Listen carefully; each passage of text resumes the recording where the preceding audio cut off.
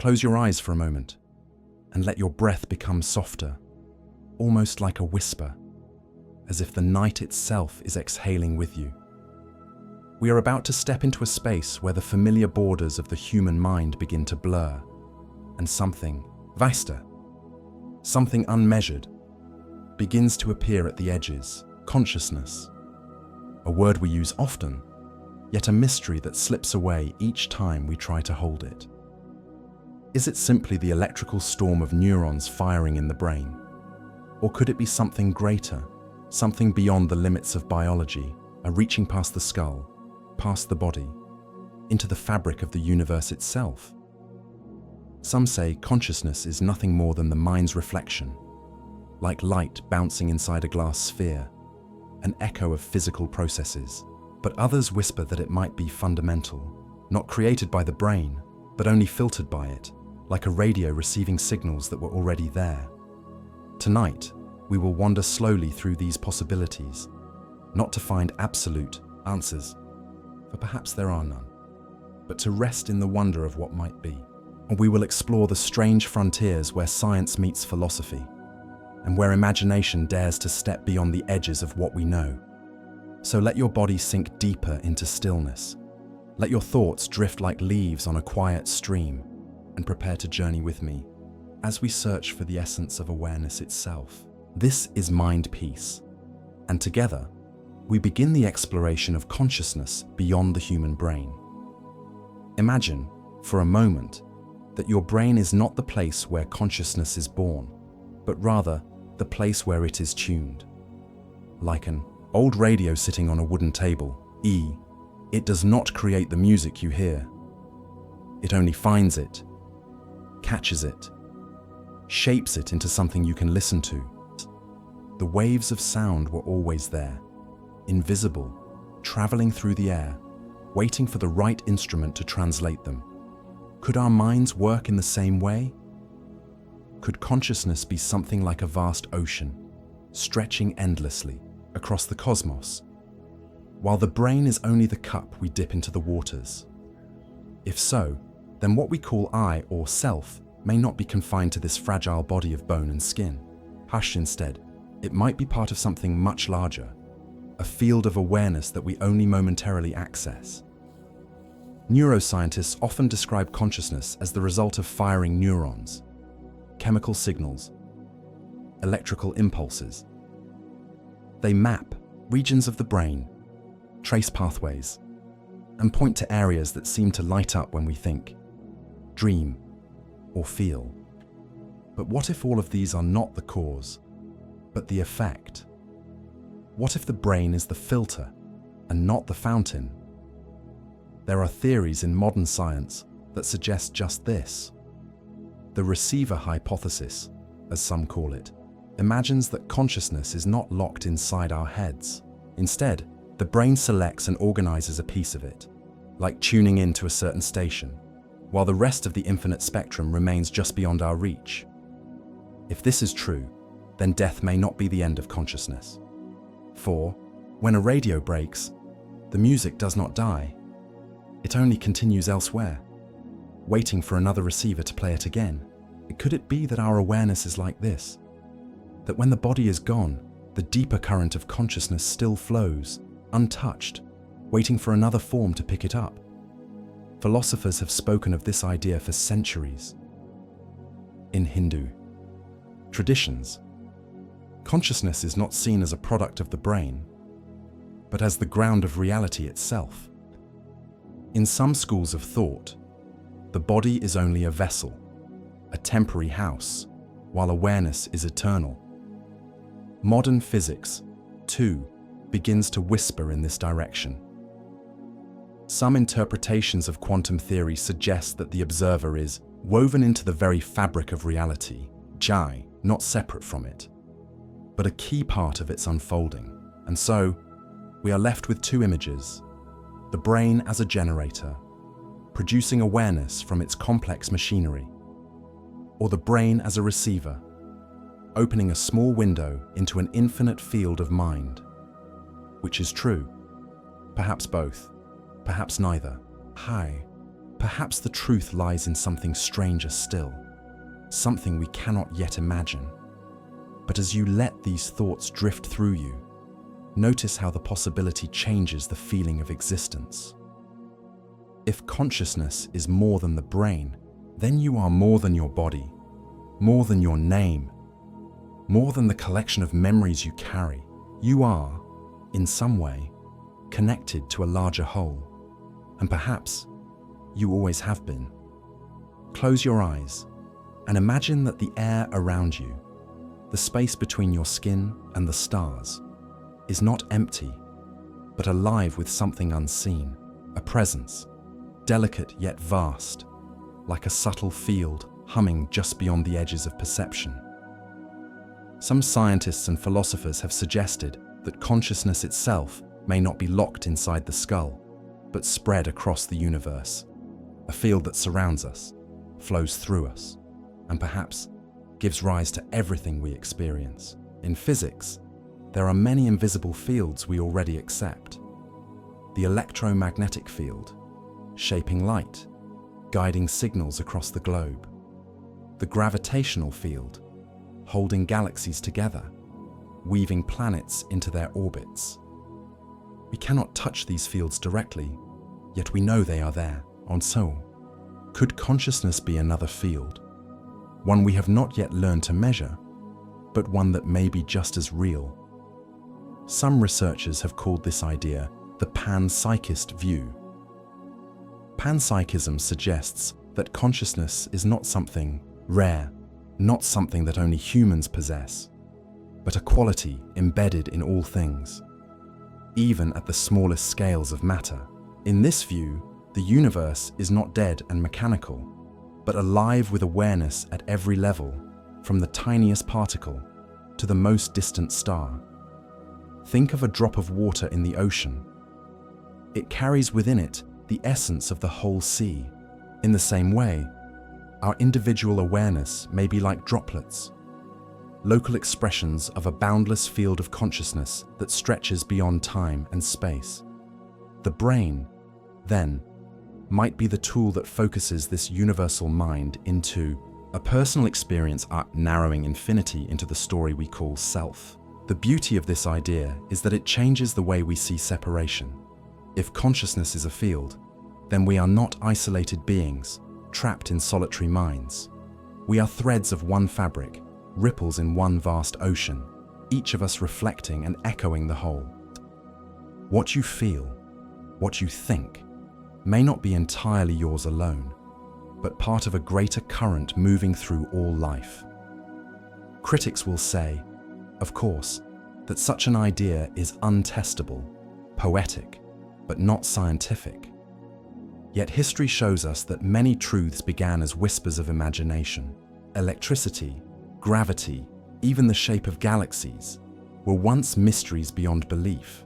Perhaps consciousness, too, awaits its moment of discovery, when the right instruments and the right questions finally reveal the field that has always been here.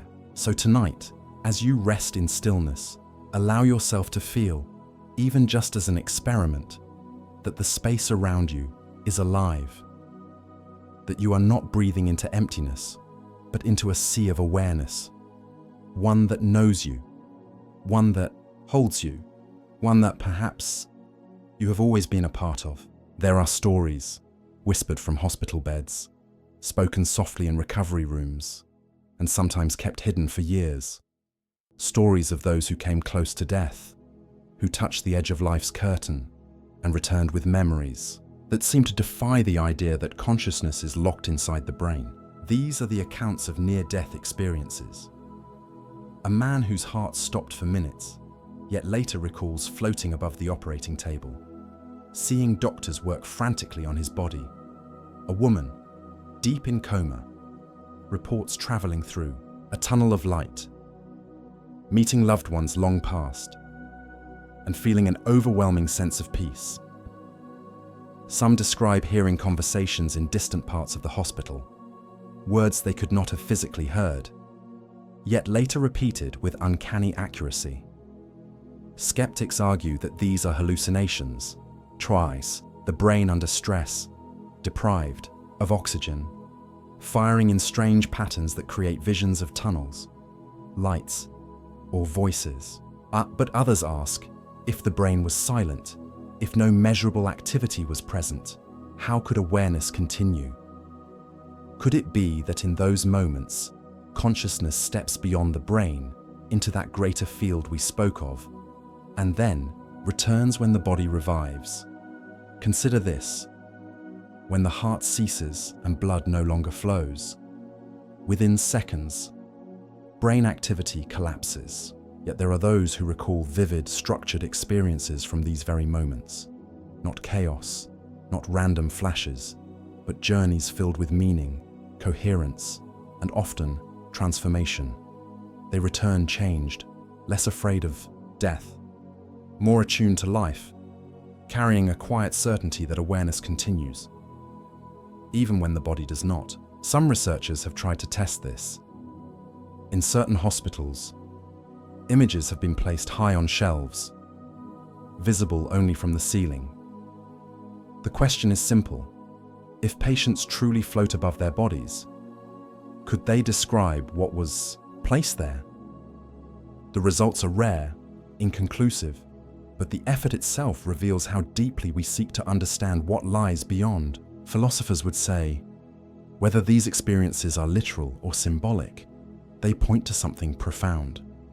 If consciousness can exist without the body, even for a moment, then the brain may not be its prison, only its temporary stage. And imagine for all then, that when the curtain of life finally falls, consciousness is not extinguished, but only released, like a bird leaving its cage, flying into skies we cannot yet comprehend. Even if one does not believe, the possibility itself has a soothing weight, i.e., for it reminds us that perhaps awareness is larger than we think, that the light of mind may flicker in the brain, but its source may lie elsewhere, beyond, eternal. So, as you breathe slowly now, let this thought settle gently inside you, that even in the silence of death, consciousness may still whisper, may still see, may still be. It may be that what we truly are is not tied to flesh, but to something wider, more infinite, waiting patiently beyond the human brain. Each night, as the body surrenders to sleep, the brain shifts into a theatre of visions, and scenes unfold without effort. Faces appear, landscapes change, and entire stories are lived, all while you lie perfectly still, eyes closed, silent in the dark. Dreams have always been a puzzle. Are they fragments of memory stitched together by the brain? Are they rehearsals for survival, a kind of mental training ground where fears and hopes are safely played out? Or could they be something more, a doorway through which consciousness reaches beyond the limits of waking life, touching a wider reality? Consider how vivid dreams can be. A place you have never seen, yet it feels familiar. A conversation with someone you miss, where their voice is clear, their eyes alive, and in the dream, it feels real. As real as this moment now. Some traditions believe that dreams are not illusions, but travels, journeys of the soul into realms that lie just beyond waking perception.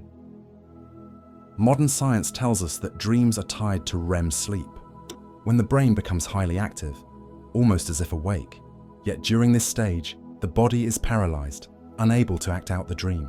Why should the brain, resting from the day, enter such a strange state of storytelling? Or what purpose does it serve? One possibility is that dreams connect us to that wider field of consciousness.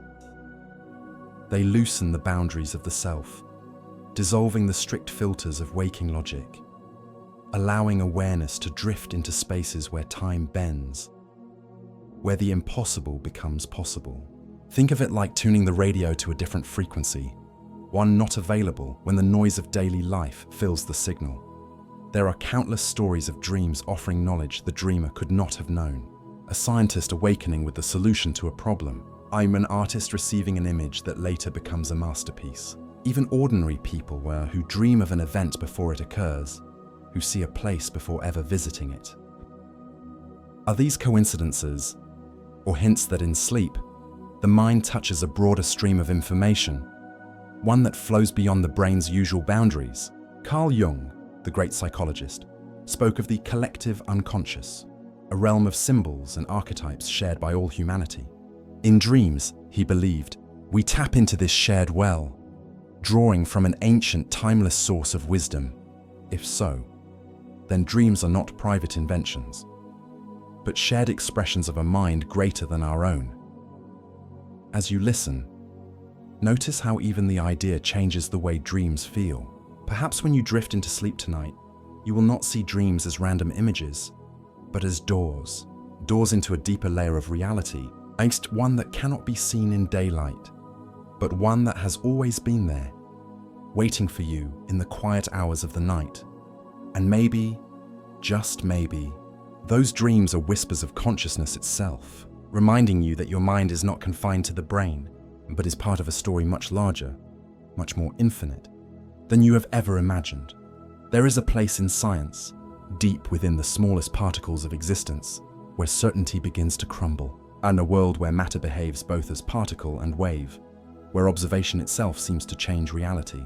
Or this is the strange and delicate realm of quantum physics. And some have wondered, could this hidden world hold the key to consciousness? Physicists have long been puzzled by the observer effect. When unmeasured, particles exist in a cloud of possibilities, neither here nor there, neither this nor that. Yet the moment they are observed, the wave of possibilities collapses, and the particle chooses a definite state. But why should observation matter?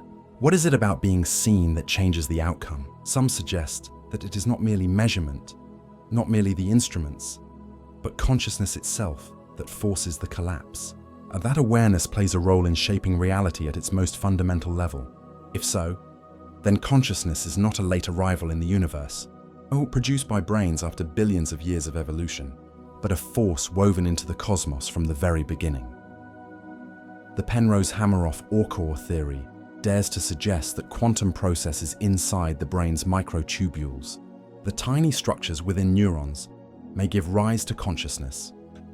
In this view, the mind is not simply electrical activity, but quantum computation, tapping into the fabric of reality itself. Critics argue it is speculative, unproven, and yet the possibility lingers like a haunting note, refusing to be dismissed. If quantum processes are truly tied to awareness, then the brain might act less like a machine, and more like an instrument resonating with the quantum field. The consciousness, then, could be the harmony between matter and possibility, the meeting point between the seen and the unseen. Imagine for a moment that your thoughts are not confined inside your head, but ripple outward, touching the quantum sea, influencing reality itself. Small, subtle, yet real. Could intention, focus, or even attention itself shape the unfolding of the world? Some experiments in parapsychology have hinted at such effects, though the results are debated. Still, the idea captures the imagination, and if consciousness does touch the quantum realm, then perhaps death is not an ending, but a transition of awareness into a different state of the field. Just as particles shift, dissolve, and reappear, so too might the mind move beyond the body, returning to the greater fabric of existence.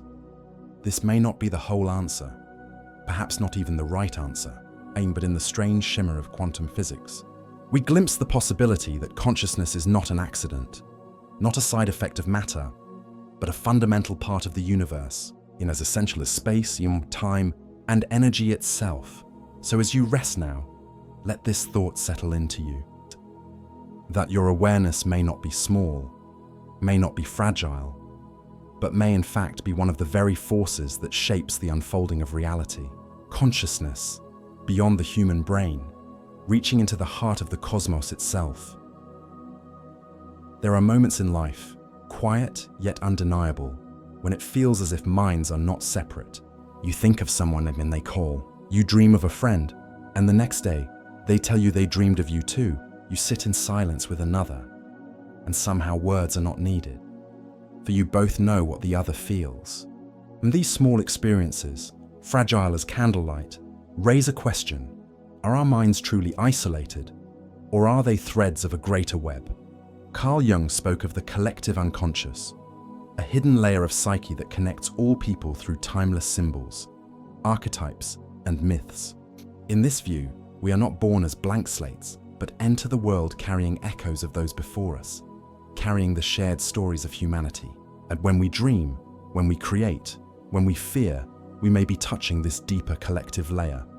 Modern science, too, has begun to test these waters. In the 1970s, researchers at Princeton explored the possibility that human intention could subtly influence machines. Random number generators, designed to produce unpredictable sequences, seemed to shift, ever so slightly, when groups of people focused together. The effect was small, debated, but intriguing enough to spark decades of study. The Global Consciousness Project took this idea further. Around the world, machines quietly recorded streams of randomness. On ordinary days, the numbers danced as expected. But on days of collective emotion, when humanity turned its attention to a single moment, the death of a leader, the turn of a new millennium, a great tragedy, the data shifted, as if the shared focus of millions of minds created a subtle order in the chaos. It as if consciousness, when united, could ripple into the fabric of reality itself. Even outside of science, cultures have long spoken of this shared mind.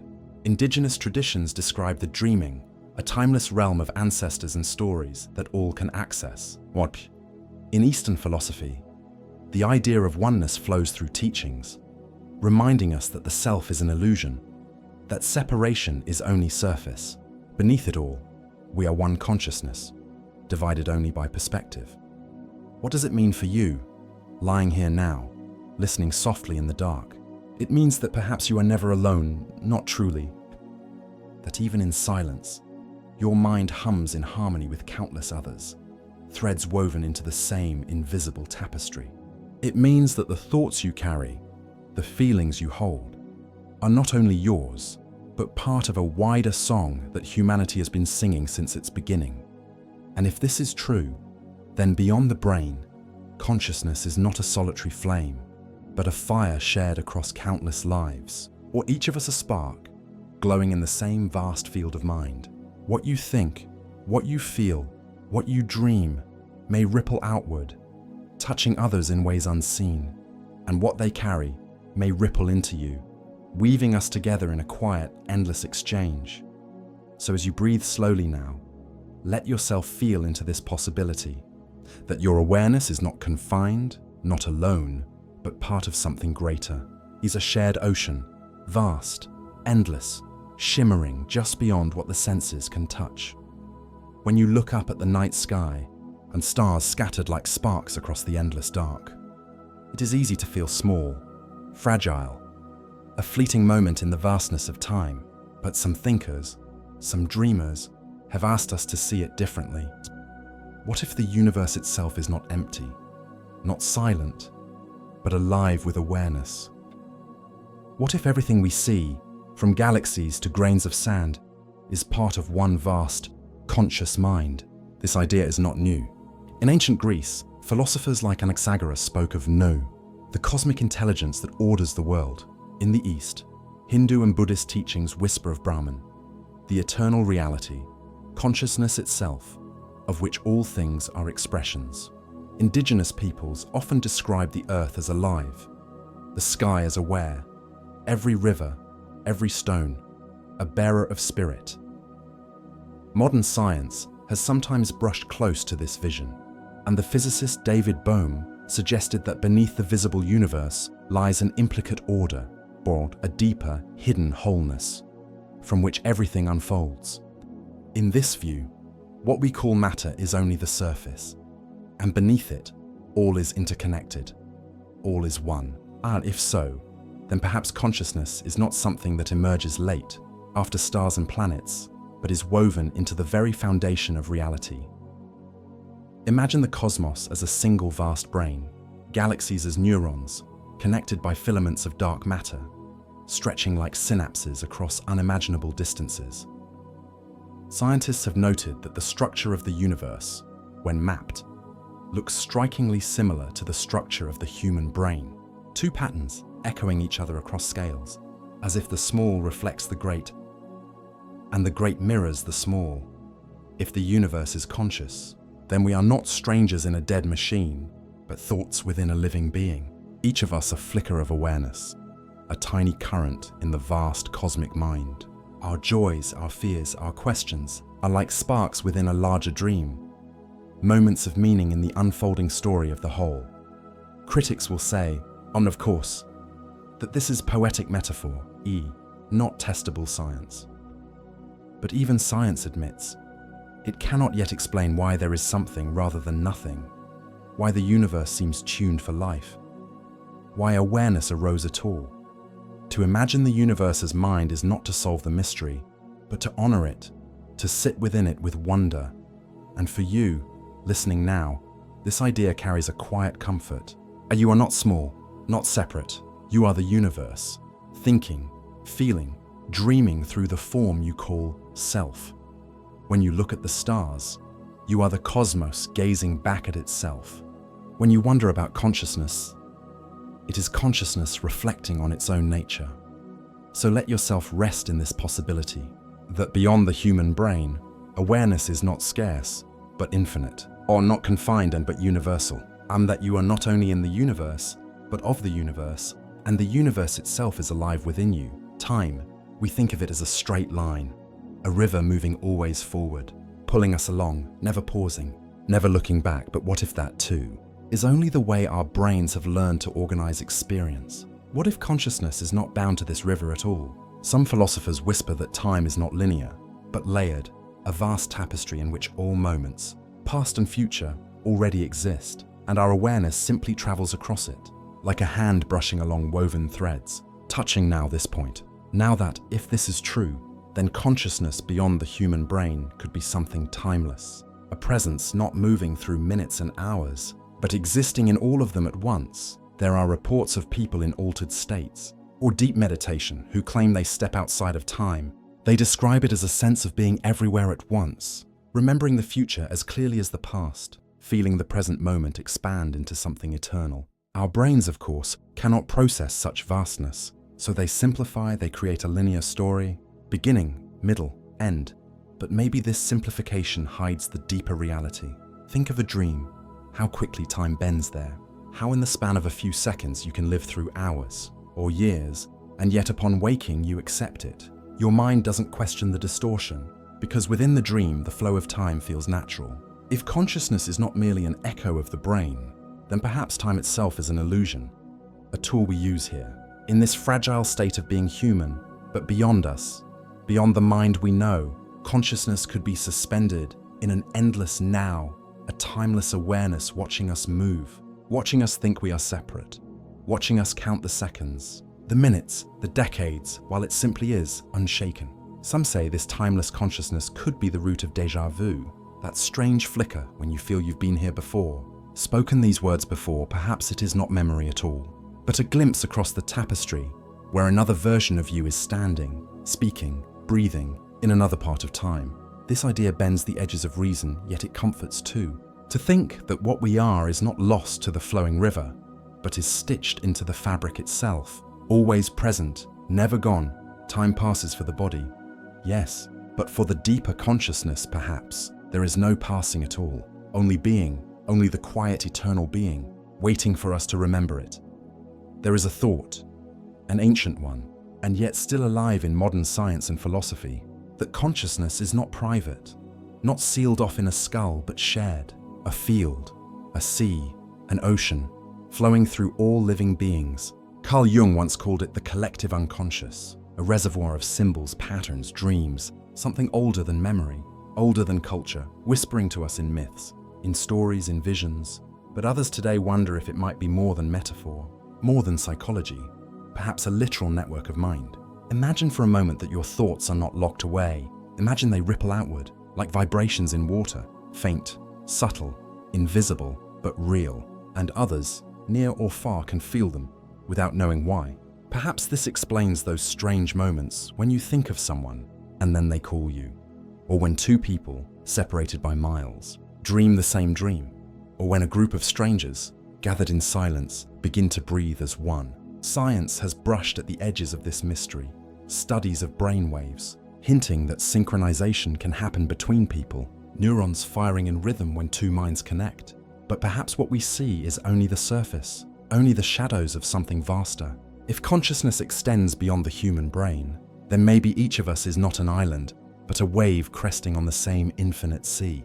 Your mind, my mind, every mind, all currents, all swells of the same water, and if that is true, then individuality is not destroyed by connection, but deepened by it. The way a note becomes more beautiful when joined by others in harmony. Ancient traditions spoke of this ocean, not in the language of science, but of spirit. They called it Brahman, or the Great Spirit, or the Source, a boundless awareness in which all things live, move, and have their being. Perhaps they were pointing to the same truth, from different shores of the same sea, when you close your eyes and drift into dream. Perhaps you are not alone in the theatre of your mind. Perhaps you are touching threads woven by countless others, reaching back into time, forward into futures not yet lived. Could it be that what you call your imagination is not yours at all, but borrowed, drawn from this collective reservoir, where archetypes, images, symbols rise and fall like tides? This oceanic view changes how we see loneliness too. Because if mind is shared, then even in solitude, you are never fully alone. The sea is always beneath you, around you, within you, carrying your small spark as part of its vast glow. But there is a paradox here, because if we are all connected, why do we feel so separate? Why does life seem like a solitary walk, each of us locked behind the barrier of skin and bone? Maybe separation is part of the play, part of the dream. Maybe consciousness, in order to know itself, pretends to be many, pretends to be scattered, so it can feel the joy of reunion, just as waves rise and fall, only to return to the ocean.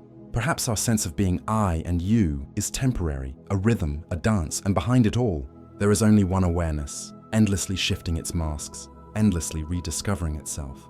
The ocean is always there, waiting, even when you cannot see it. Even when you believe you are small, adrift, lost, you are not lost. You are the sea, and the sea is you. There is a place where science begins to tremble at the edge of mystery, the quantum world, a realm so strange that even the greatest minds admit it resists logic. And yet, some wonder, could consciousness itself have roots there? In quantum mechanics, particles behave like waves, existing in many states at once, until observed, until measured, until seen. And this act of observation, this quiet glance, seems to collapse possibility into reality. What does this mean? What does it whisper about mind? Some scientists suggest it is only math, only probability, but others wonder, could the act of awareness itself be woven into the fabric of the quantum world? Could consciousness be the very thing that crystallizes potential into form? If so, then consciousness is not confined to the brain, not merely neurons sparking in silence, but something deeper, something that reaches into the smallest building blocks of existence. Imagine for a moment that your thoughts, your awareness, your very sense of self are not only inside your skull, but resonating at a quantum level, a subtle vibration echoing across reality. This might explain why consciousness feels so irreducible, why it cannot be pinned down by biology alone, because perhaps it is not an emergent property of matter, but matter itself may be an emergent property of consciousness. In dreams, in meditations, in near-death experiences, people describe strange dissolutions of space and time. They speak of floating beyond the body, of touching a vast awareness that feels more real than the waking world. Skeptics call it hallucination, a trick of chemicals and stress.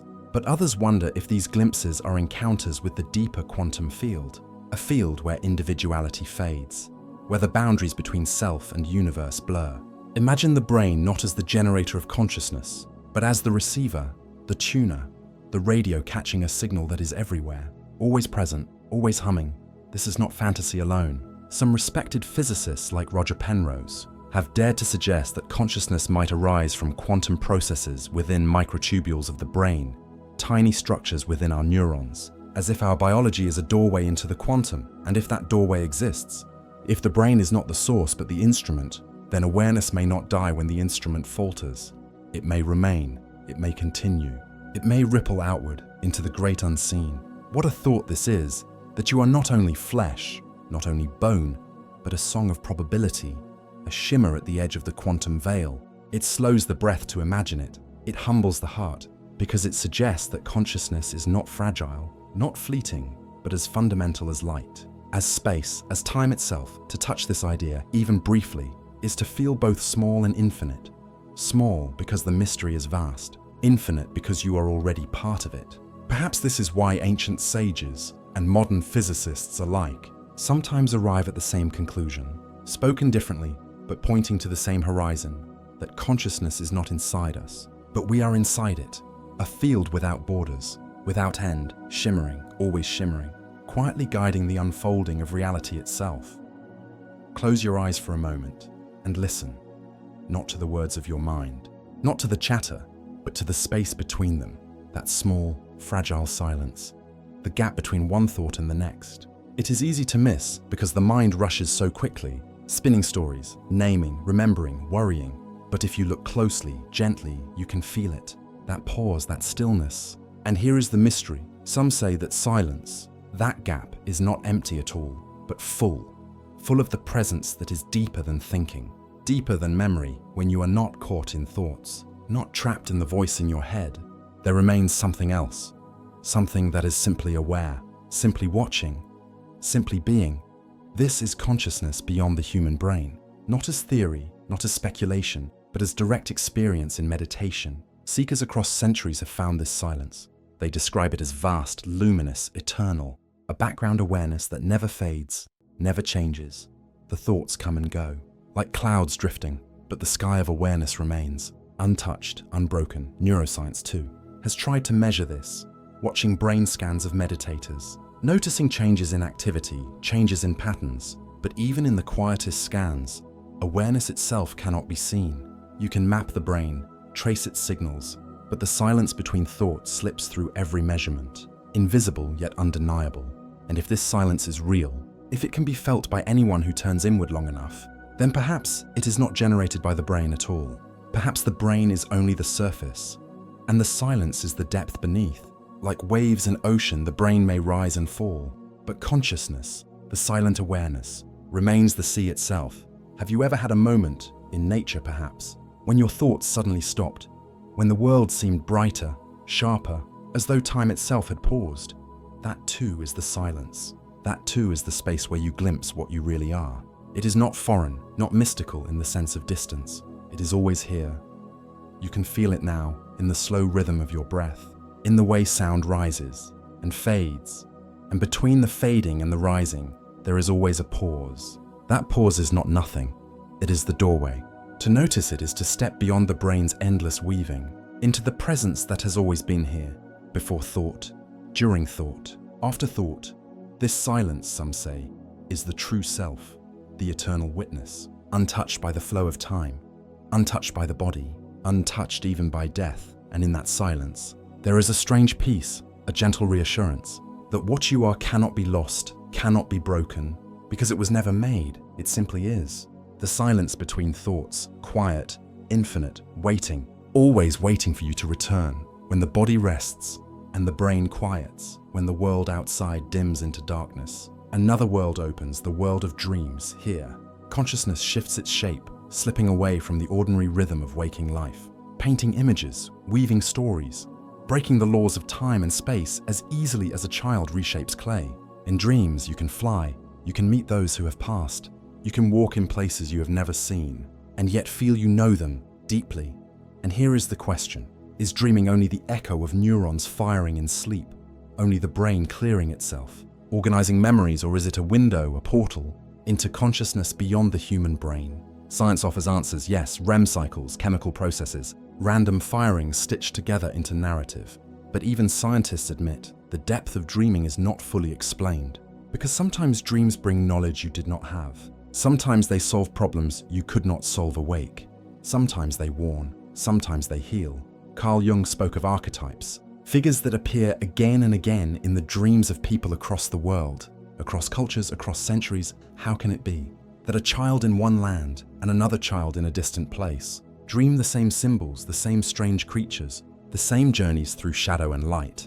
Perhaps dreams are not created only by the personal mind, but drawn from the deeper well of collective consciousness. When you dream, perhaps you dip into the ocean of mind, touching images that belong not only to you, but to the whole of humanity.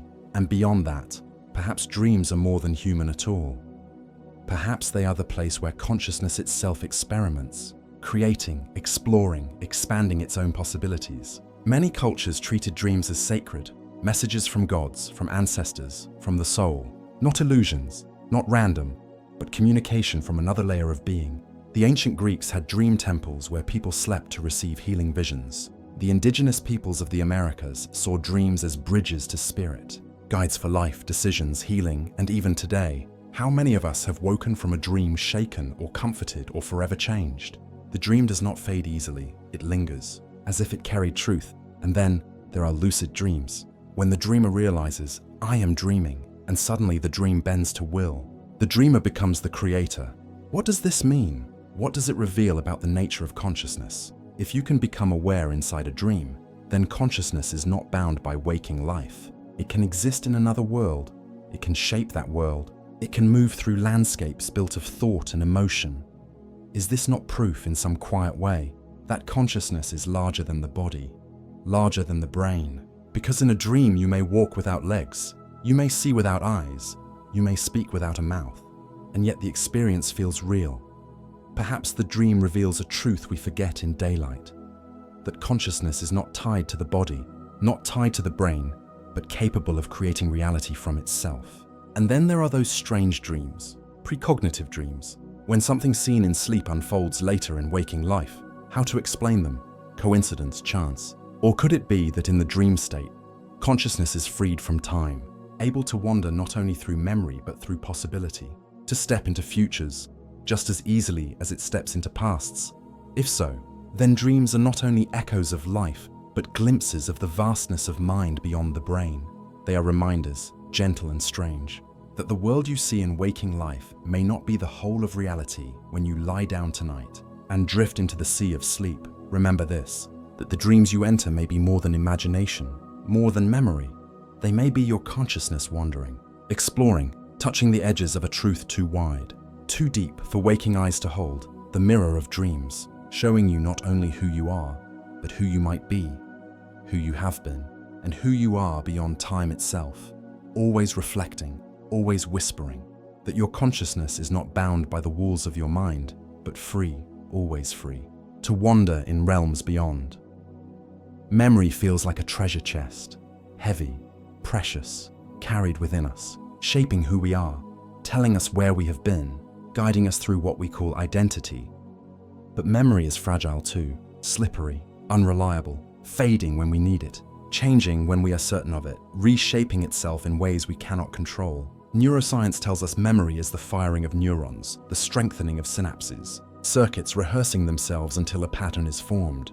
But if consciousness is larger than the brain, could memory be more than a biological trace? Some traditions speak of the Akashic record, a kind of cosmic library, where every thought, every word, every action is stored, not in the brain, but in the fabric of consciousness itself. And if such a thing exists, then memory is not lost when the body fails. It is not erased when neurons wither. Instead, it remains waiting, imprinted beyond matter. This could explain why some people, with no training, no prior knowledge, suddenly recall languages, skills, entire lifetimes they never lived. Skeptics dismiss it, call it coincidence, imagination, the mind weaving false stories. Yet, there are too many accounts, too many precise details remembered by children of lives long gone, memories confirmed later in the waking world. Are these only tricks? Or are they glimpses of memory that belongs not to the brain, but to consciousness itself? And then there is forgetting. Forgetting feels like a wound sometimes, like a loss when names slip, when faces blur, when moments you swore you would hold forever dissolve into the mist. Yet forgetting has its gentleness too, its mercy, because if memory were perfect, if nothing could ever be released, the weight of life would crush us. Every pain, every sorrow carried forever, unbearable. So maybe forgetting is not a flaw, but a gift. Maybe forgetting is the balance to remembering, the clearing of space, so new experiences can breathe, so consciousness can wander unburdened. There is a story whispered in many mystical traditions that when souls are born, they drink from the river of forgetting, so they may live fresh lives, so they may see with new eyes, without being shackled to every past. What a thought this is, that forgetting is not the failure of memory, but its higher purpose, to remind us that identity is fluid, that we are not only the past we carry, but the presence we embody. And if consciousness is more than brain, then memory too must be more than synapse. Perhaps memory is not stored within us, but through us. The way a song exists not in the strings of a guitar, but in the vibration of air, in the ear of the listener, in the silence before and after the note, memory then could be the resonance of consciousness across time and forgetting. The pause, the breath, the rest between notes, together they form the music of identity. Sometimes bright, sometimes dark, sometimes fragmented, sometimes whole. And perhaps one day, when the body is done and the brain falls silent, both memory and forgetting dissolve. And what remains is the pure awareness that carried them, weightless, timeless, free. Within each of us, there is a part we show, the part we polish, the face we carry into the world. But behind that, hidden in silence, there is another layer, a darker twin, the shadow of the self. Carl Jung described it as the hidden aspect of personality, the desires we deny, the fears we bury, the truths we cannot face, yet it follows us quietly, shaping choices, stirring dreams. The brain calls it repression. Psychology names it the unconscious, but if consciousness is beyond the human brain, then perhaps the shadow is more than just hidden thought.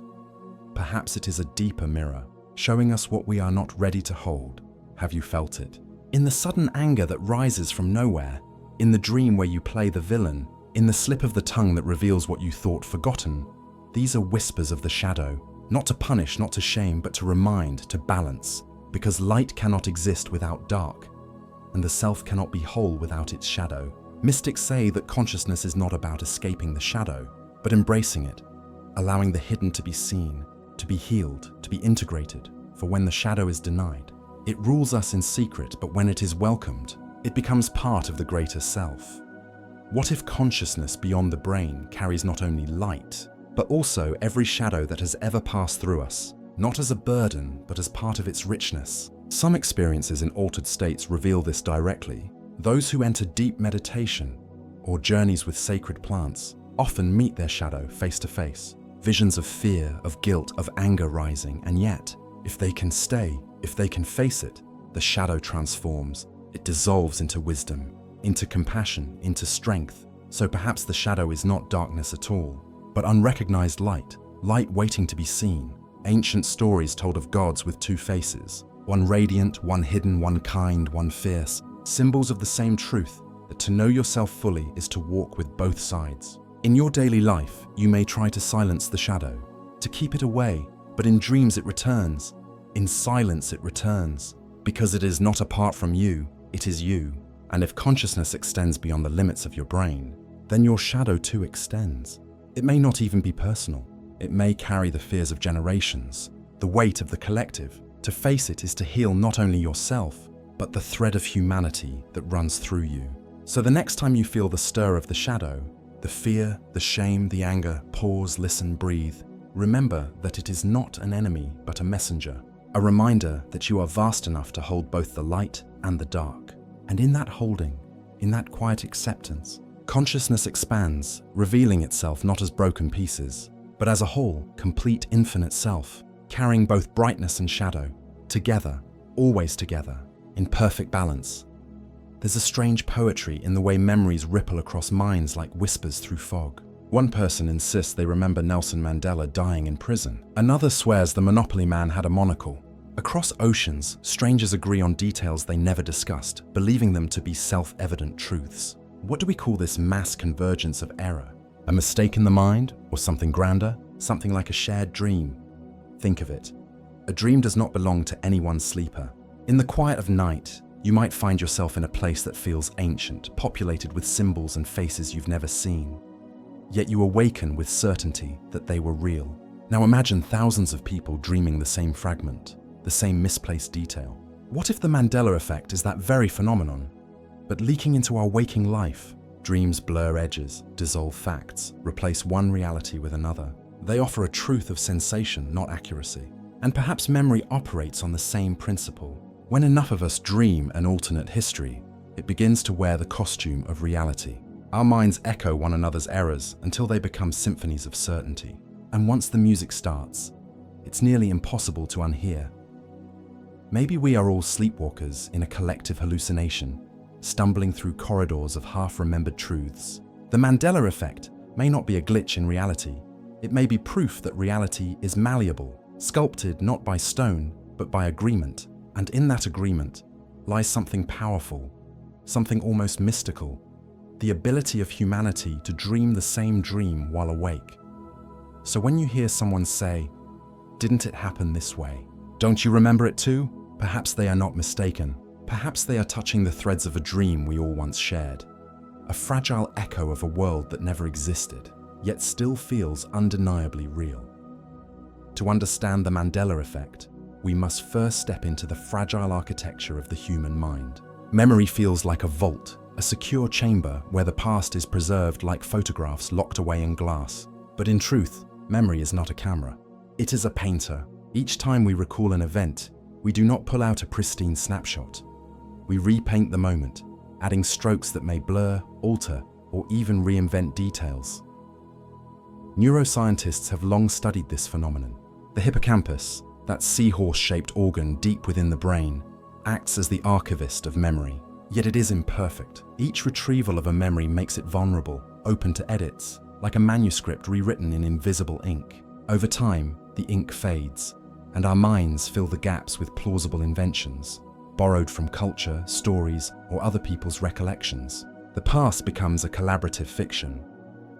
Psychologists call these distortions false memories. Entire experiments have been conducted where subjects confidently remember events that never happened, simply because they were subtly suggested by a trusted figure. They recall seeing Bugs Bunny at Disneyland, an impossibility since Bugs belongs to Warner Brothers. They remember being lost in a mall as a child, though it never occurred. These are not lies, they are genuine, felt truths conjured by the pliable nature of memory. And here lies the uncanny overlap with the Mandela effect. When a single false memory belongs only to one person, it is dismissed as a personal error. But when thousands or millions of people share the same error, it feels different. It feels mysterious. It feels like evidence of something larger, something science alone struggles to explain. Is the Mandela effect merely false memory magnified by the megaphone of culture?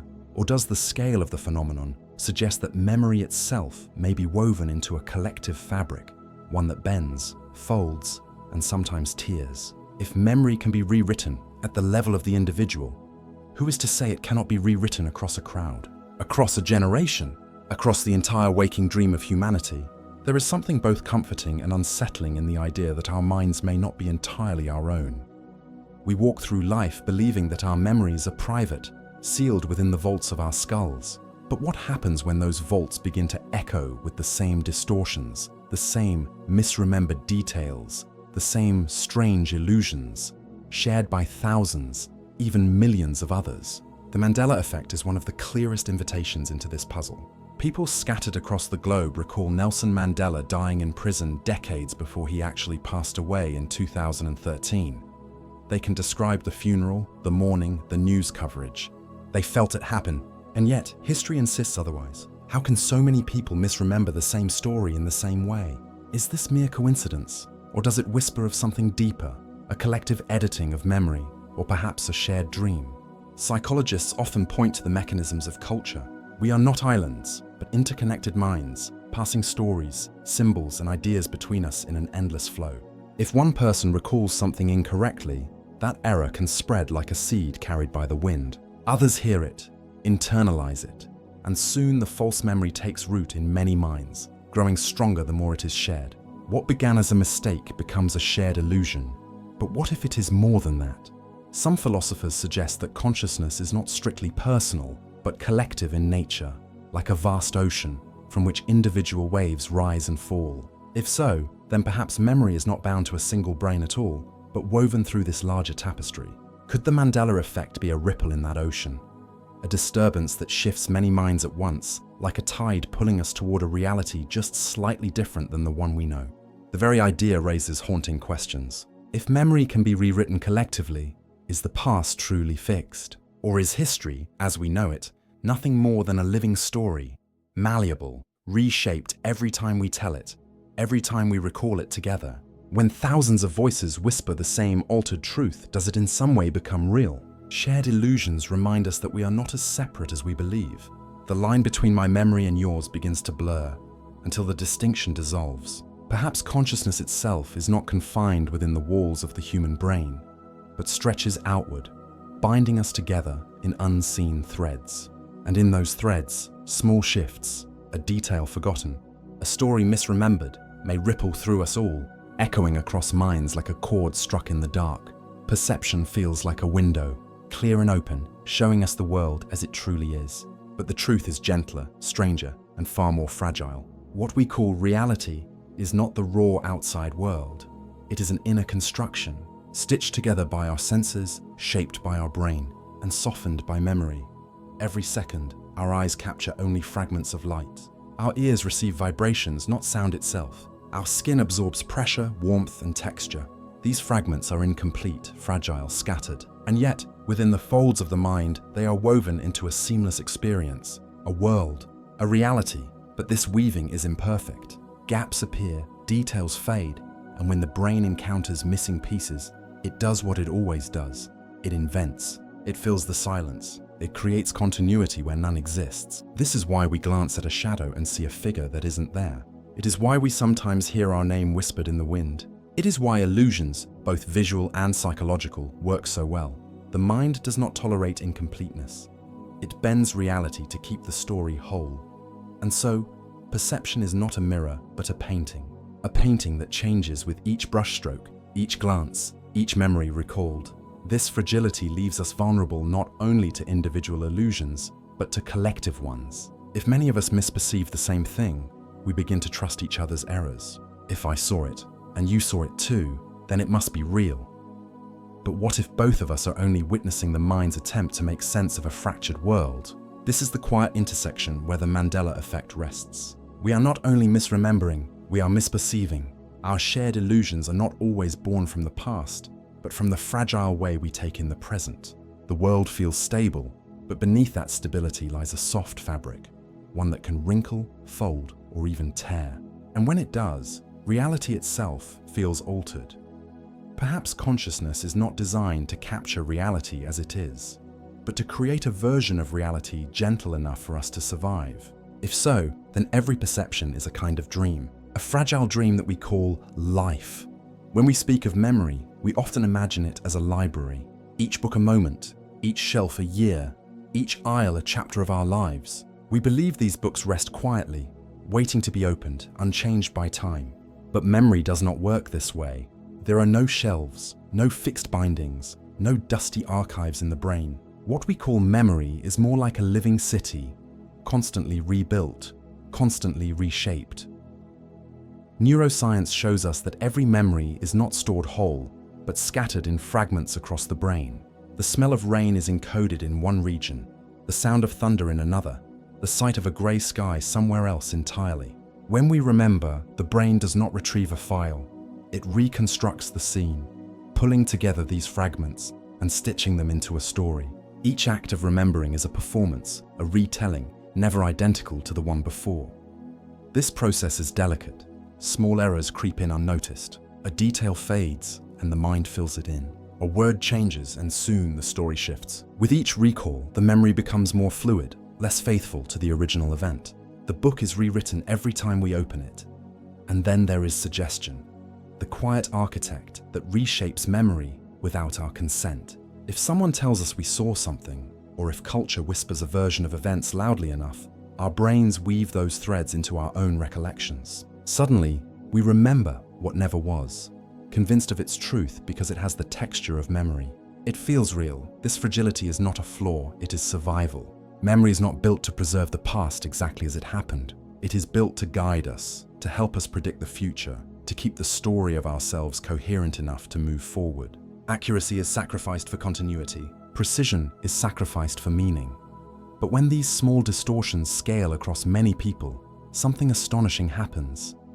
We find ourselves sharing the same rewritten past. The Mandela effect arises not just from the brain's individual architecture, but from the way our collective minds overlap, correcting each other with the same errors, reinforcing the same illusions, until a new version of history quietly settles in.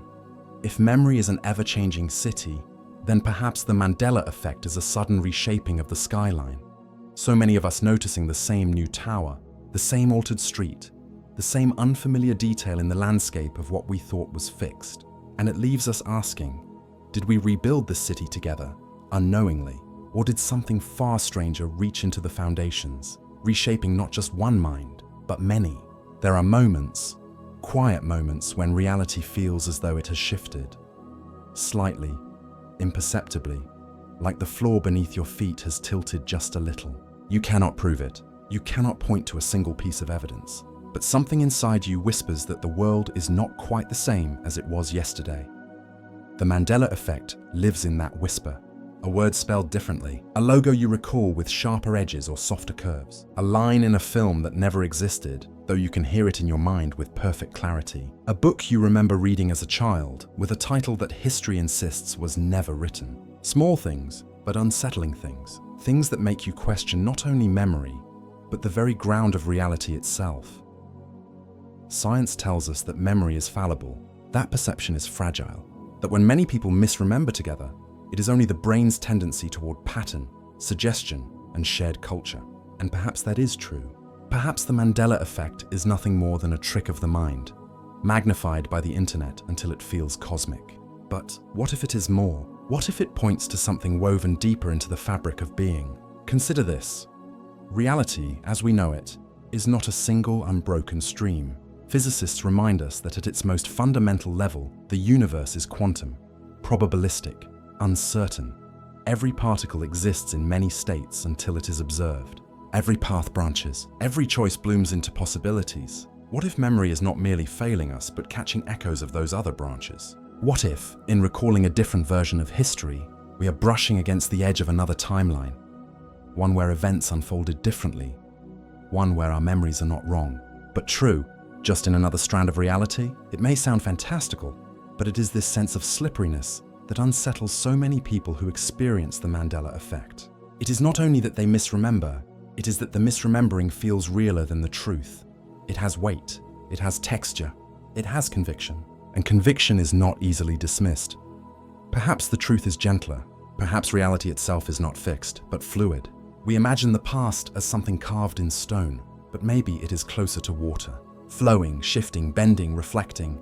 If memory and perception are part of this river, then a ripple in the stream may alter what we recall, not because we are wrong, but because reality itself is not as solid as we believe. And so we arrive at a haunting possibility. The Mandela effect may not be a mistake at all. It may be a glimpse of the universe's fluidity, a sign that the world is not a single, stable construct, but a moving, breathing tapestry. A tapestry that can shift beneath us, leaving behind only the faint sensation that something has changed. And in those moments, when reality feels slippery, we are left with a question too deep for science to answer. Are we remembering incorrectly? Or are we simply remembering a truth that belongs to another version of the world?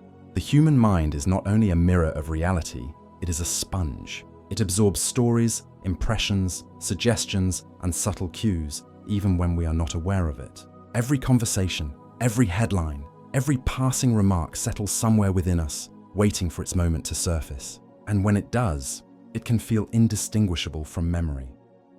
This is the quiet power of suggestion. A single phrase, "I swear it used to be spelled differently," can ripple through the minds of many.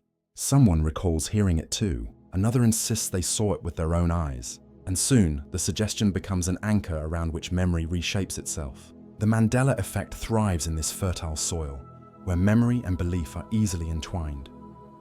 Psychological experiments have revealed this strange vulnerability.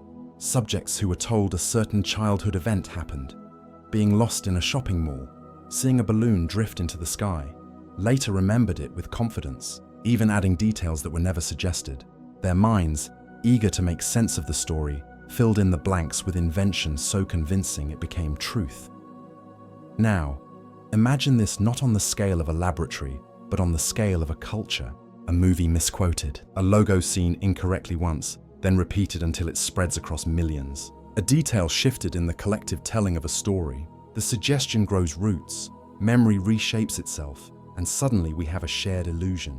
It does not feel like deception, it feels like conviction. But here is where the mystery deepens. Even when confronted with undeniable evidence, old photos, original recordings, unaltered texts, many still feel resistance. They know the proof says one thing, but their inner world insists on another. This is the paradox of suggestion. Once a seed is planted and memory has wrapped itself around it, no amount of logic can fully uproot it. It leaves us wondering, if suggestion has such weight, such power, then how much of our reality is shaped not by what is, but by what we have been told? How much of the world we believe in is constructed from whispers, repeated long enough to feel like fact? Perhaps the Mandela effect is a magnifying glass, showing us just how pliable our minds truly are, not fragile in weakness but flexible in design. Consciousness was never meant to preserve the past like a photograph. It was meant to adapt, to absorb, to reshape. The cost of that adaptability is certainty. And in the spaces where certainty dissolves, illusions can thrive, shared across millions, stitched into the story of the world. And yet, there is a strange beauty in it. For if suggestion can reshape memory, then perhaps consciousness itself is not a static container of truth, but a living story, ever written, ever rewritten. A story we are all telling together, whether or not we realize it. There are illusions we dismiss the moment they vanish, like smoke dissolving in the air, a trick of the eye, a fleeting sound, a dream we wake from and quickly forget. But then, there are other illusions, illusions that linger, that persist, that settle into the fabric of our memory so deeply that we confuse them with truth. The Mandela effect belongs to this second kind.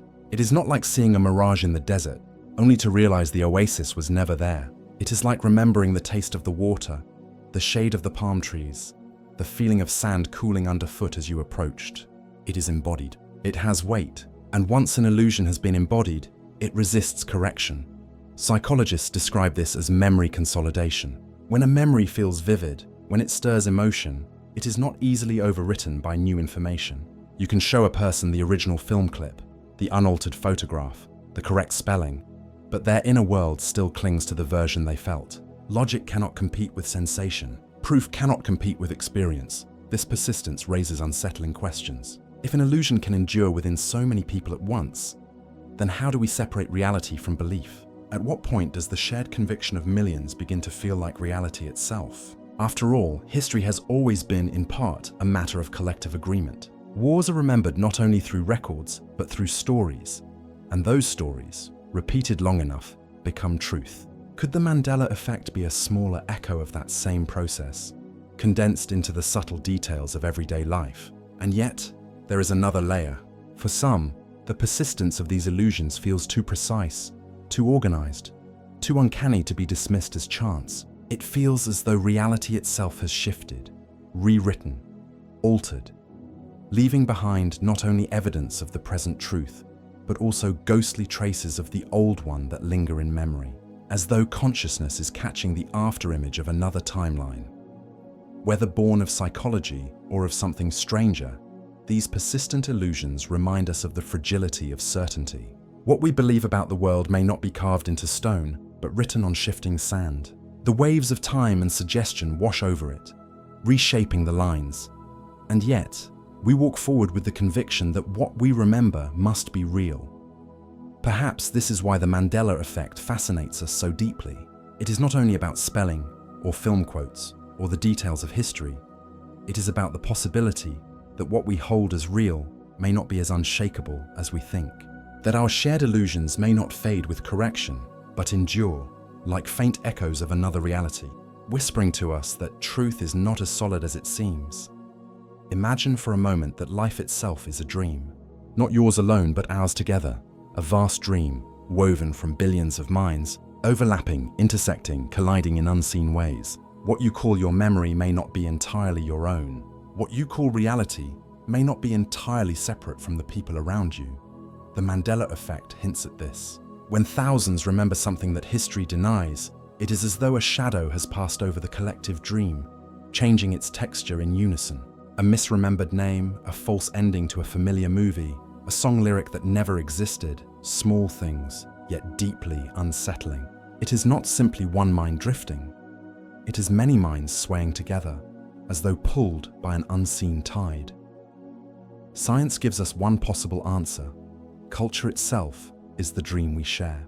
Through stories, media, and constant repetition, we learn to see the world in roughly the same way, A suggestion whispered often enough becomes indistinguishable from truth. Memory bends under the weight of the collective. What we believe privately is strengthened by what others believe publicly.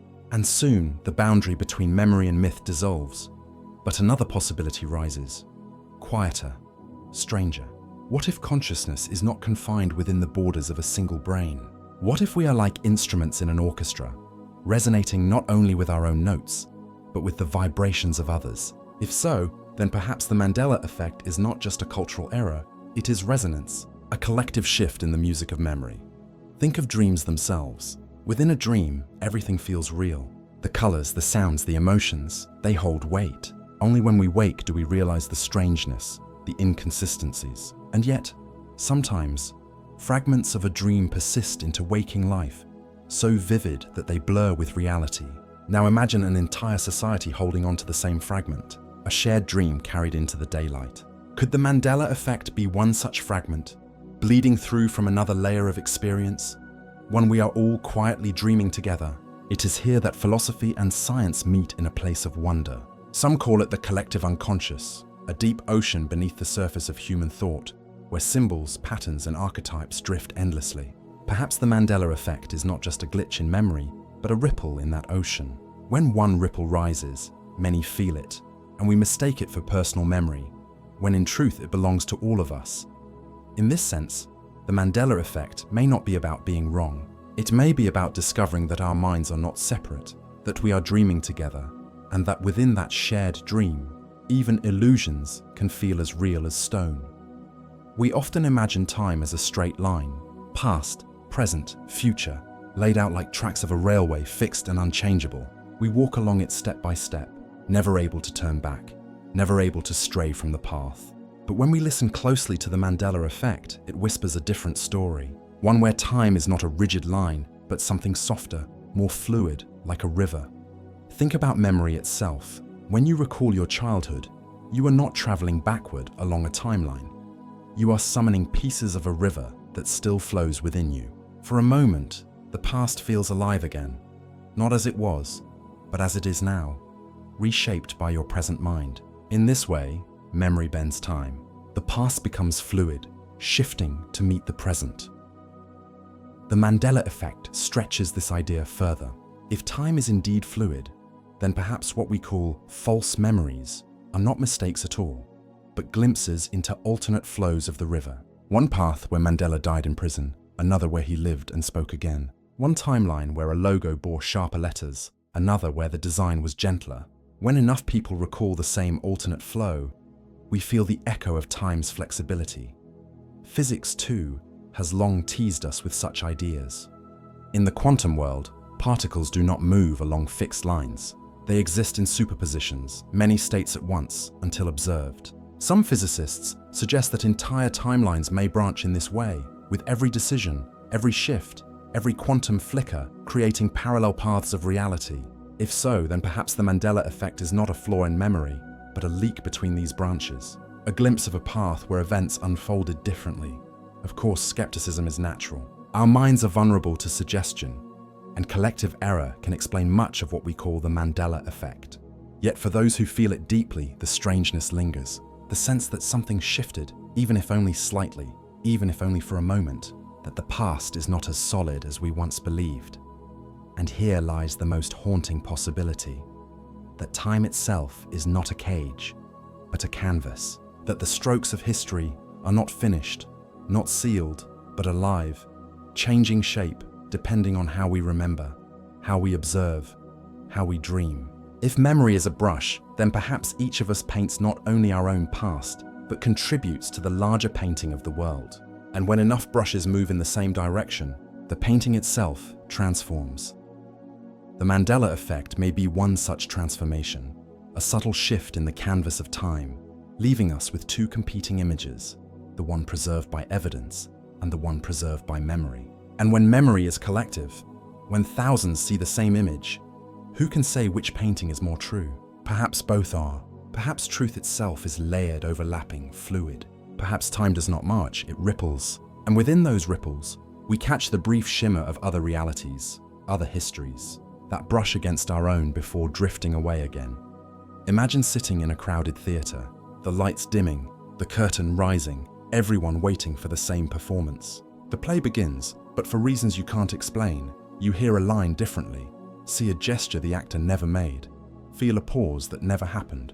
And as you glance around, you notice others nodding, whispering, agreeing as though they too witnessed this phantom scene. Later, when you recall it, you find yourself in good company. Many voices echo your version, yet the recording of the play proves it never existed. This is the ripple effect of shared delusions, where the Mandela effect doesn't just live in a single person's mind, but spreads across groups, communities, and sometimes the entire world. It is as though a collective mind drifts slightly off course, shifting reality's compass by just a fraction. And once enough people lean into this altered memory, the new version feels more real than truth itself.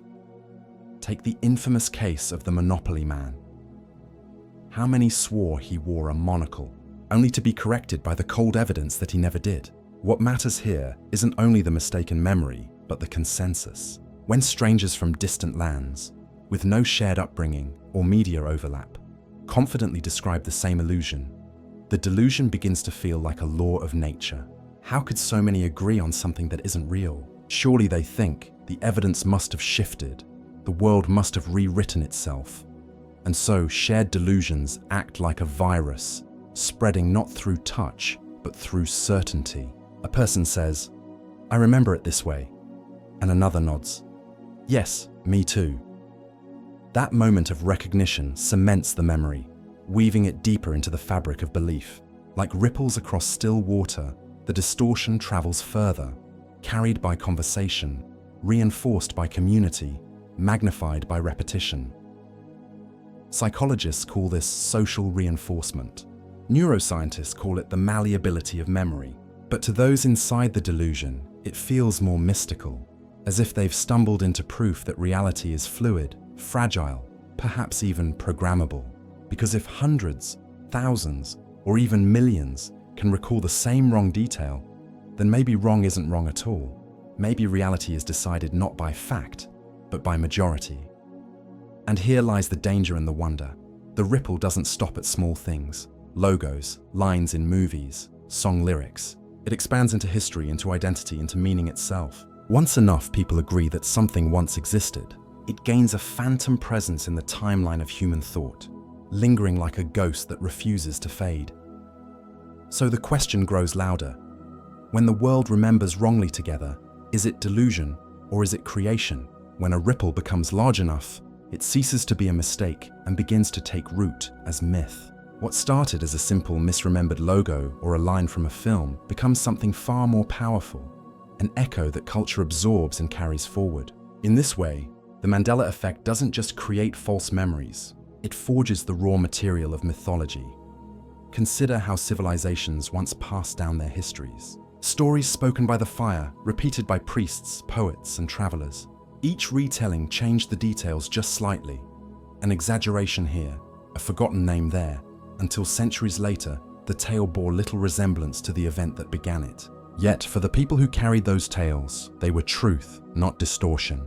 They shaped morality, belief systems, even laws. A shared memory became a guiding myth, and myths in turn became the architecture of civilization. Now, fast forward to today, where misremembered fragments of cartoons, logos, or famous speeches spread at the speed of the internet. A few individuals question a detail, others confirm the same error, and soon entire online communities crystallize around the conviction that something has shifted in reality. But beneath the surface, the same ancient process is at work. The transformation of error into law. The Berenstain versus Berenstein bears debate.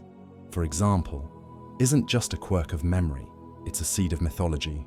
Some insist the spelling changed when timelines collided. Others say it's evidence of parallel universes bleeding into ours. The small, almost laughable detail morphs into a cosmic tale, a modern myth of fractured realities.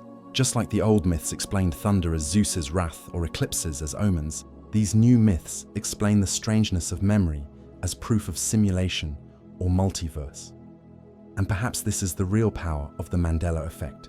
It is a living demonstration that myths don't need temples or gods to be born. They only need a chorus of voices repeating the same story until it becomes untouchable truth. This raises a haunting question. If culture itself is built upon layers of collective misremembering, then what do we truly know about the past? How much of history is fact and how much is Mandela? There comes a moment, quiet and unnerving, when a person sits alone with their doubt and whispers, "If I cannot trust my memory, then who am I?" Because our sense of self is stitched together from recollections of childhood, of first loves, of triumphs and heartbreaks. Memory is the scaffolding on which identity rests. And yet, the Mandela effect pulls at those threads, one by one, until the tapestry threatens to unravel. Imagine recalling, with absolute certainty, a favorite cereal box from your childhood. The colors, the lettering, even the silly cartoon mascot. You can see it in your mind as clearly as the morning sun. But when you search for proof, the evidence betrays you. The box never existed the way you remember. The mascot was never drawn with that smile. The word was never spelled the way you swore it was. A chill sets in. Because if this memory, this small, innocent moment, can betray you, then what about the larger ones? What about your first kiss? The laughter of your best friend? The exact words your mother once said to comfort you when you were lost? Were they true? Or have they also been rewritten by time, by suggestion, by some invisible force that edits the script of your life? Psychologists often remind us that memory is not a library, but a living, breathing act of reconstruction. Each time we summon an experience, we don't pull it from a shelf intact. We rebuild it from scattered fragments, influenced by emotion, context, even the present mood. And so, in this fragile act of remembering, mistakes are inevitable. But when those mistakes are shared, when thousands recall the same wrong detail, it feels less like human error and more like cosmic interference. The danger lies not just in doubting history, but in doubting oneself. If I cannot trust what I remember, then can I trust what I feel? Am I truly the same person who lived those moments, or am I only a shadow stitched from illusions? The Mandela effect shakes the ground beneath identity itself, leaving a person suspended between two worlds. The one they remember, and the one everyone else insists is real.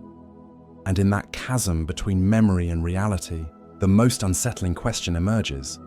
Are we living our own lives, or simply narrating stories someone or something has already written for us? When identity begins to wobble under the weight of untrustworthy memory, the mind doesn't simply accept the collapse. It reaches outward toward the vast unknown, searching for scaffolding strong enough to hold the pieces together. And what it finds is both terrifying and strangely comforting.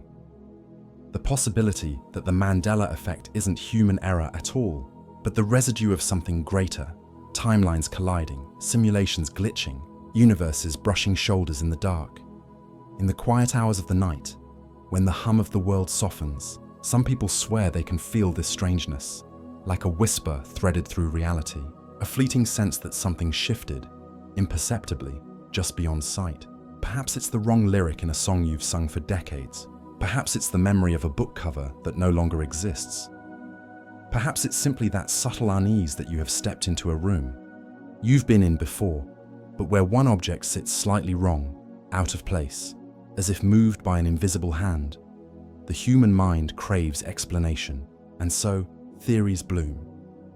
What if our universe is just one in an infinite lattice, where each choice fractures into a new reality, and sometimes the seams between them thin enough for details to bleed across? What if our lives are nothing more than rendered code, every star and atom generated by some unfathomable machine, and these memory anomalies are the pixels flickering, the algorithms rewriting themselves before our eyes? What if consciousness itself doesn't belong entirely to the body, but exists in a field beyond matter, dipping in and out of timelines like a needle through fabric, bringing back threads that don't quite belong here? For some, these ideas are thrilling. For others, they are suffocating. Because if our lives are subject to cosmic whispers, if the past itself is malleable, then nothing, no love, no grief, no triumph, is entirely safe. The universe becomes a place not of permanence, but of flux. A place where memory is not a record, but a rumor, shifting and changing as realities brush past one another. And yet, within this unease lies a peculiar beauty. The thought that we are not trapped, that the borders of our existence are not sealed. If memories can slip, perhaps so can destinies. If timelines can overlap, perhaps hope itself travels across universes, finding its way to us in the form of déjà vu, intuition, or dreams that feel like borrowed lives. The Mandela effect, then, is not merely about forgetting. It is about listening to the trembling edges of reality, where the cosmos seems to lean close, as if to whisper, "There is more." Day by day, life carries on. Yet for those touched by the Mandela effect, there is always a shimmer at the edges of reality. You might be walking through the grocery aisle, the hum of fluorescent lights above, when your eyes catch a familiar product. Except something feels off. The color, the shape, the spelling. It doesn't align with the memory etched into your bones. A wave of vertigo passes through you. The world looks the same, yet feels ever so slightly alien. And still, you continue forward, because life demands it. You buy your bread, you stand in line, you smile politely at strangers, but somewhere deep inside, a quiet unease keeps whispering, "What if this isn't the world I grew up in? What if I have slipped into another branch of reality and no one else noticed?" For many, the coping mechanism is dismissal. They shrug and laugh it off. "Just my memory playing tricks," they say. Yet, in the solitude of night, when distractions fade, the doubts return. Not sharp, not loud, but soft, persistent, like a low hum beneath consciousness. It is the hum of dissonance, of knowing your inner truth doesn't align with the outer world. Others embrace it as wonder. They walk through life as if every detail, every encounter might be a clue. A street name they swear was different last week becomes evidence. A phrase in an old book feels like a breadcrumb from another reality. These people live with a kind of quiet awe, an awareness that life is more mysterious than we are taught to believe. The Mandela effect to them is not a glitch, but a gift. Proof that the cosmos is far stranger, far more alive than the walls of certainty allow. And yet, there is also fear. The fear that reality itself is unstable, that the ground beneath us can shift without warning. To live with that fear is like walking across a frozen lake, never certain when the ice might crack. Some withdraw, guarding themselves from the unease. Others lean into faith, spiritual or scientific, searching for frameworks that can hold this trembling uncertainty without breaking.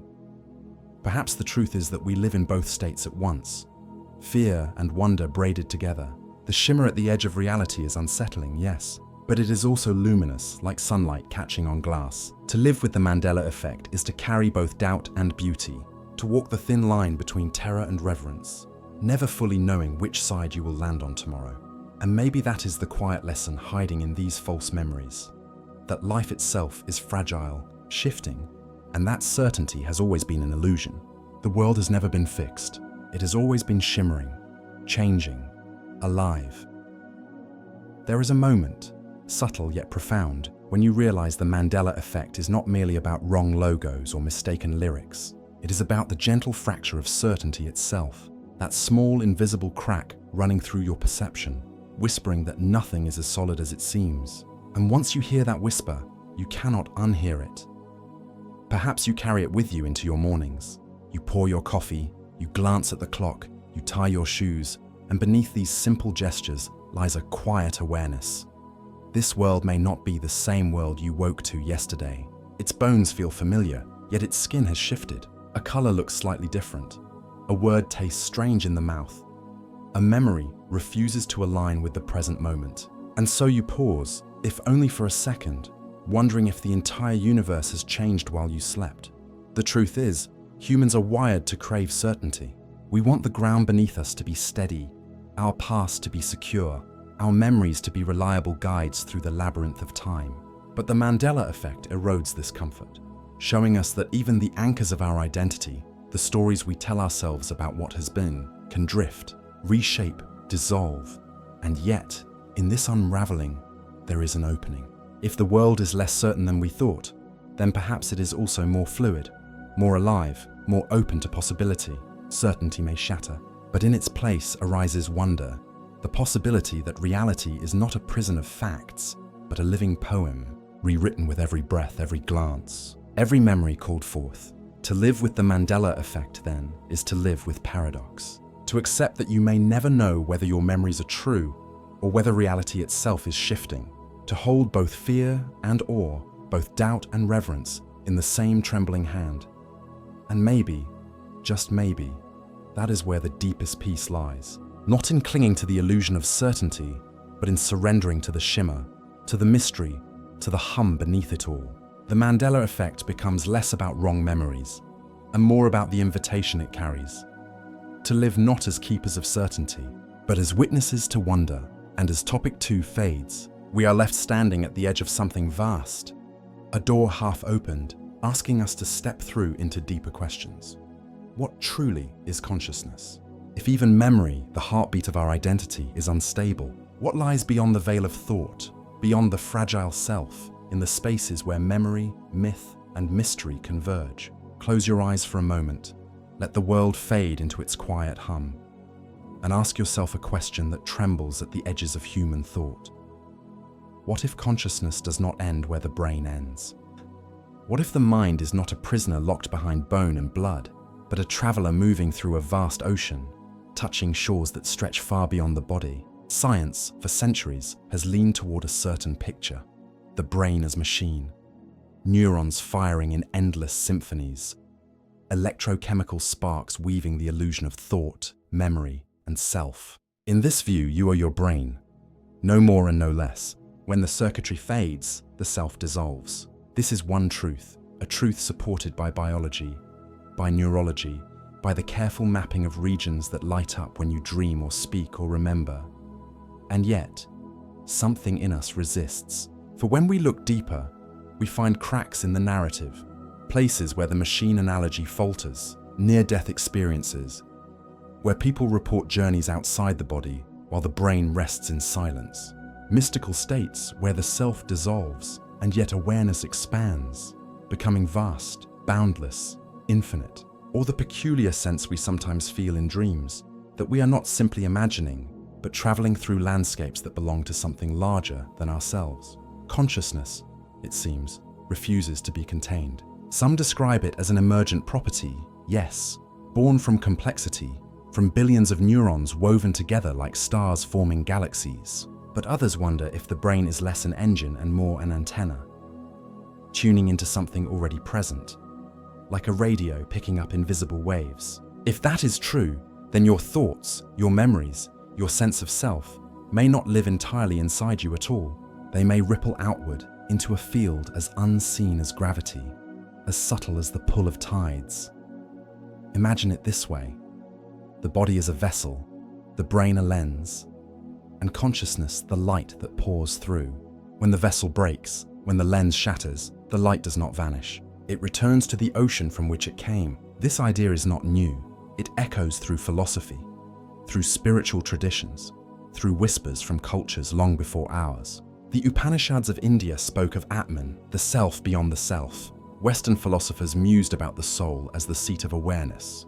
And in the laboratories of today, researchers begin to map patterns that hint at something far stranger than materialism alone can explain. To consider consciousness beyond the brain is not just science, nor just mysticism.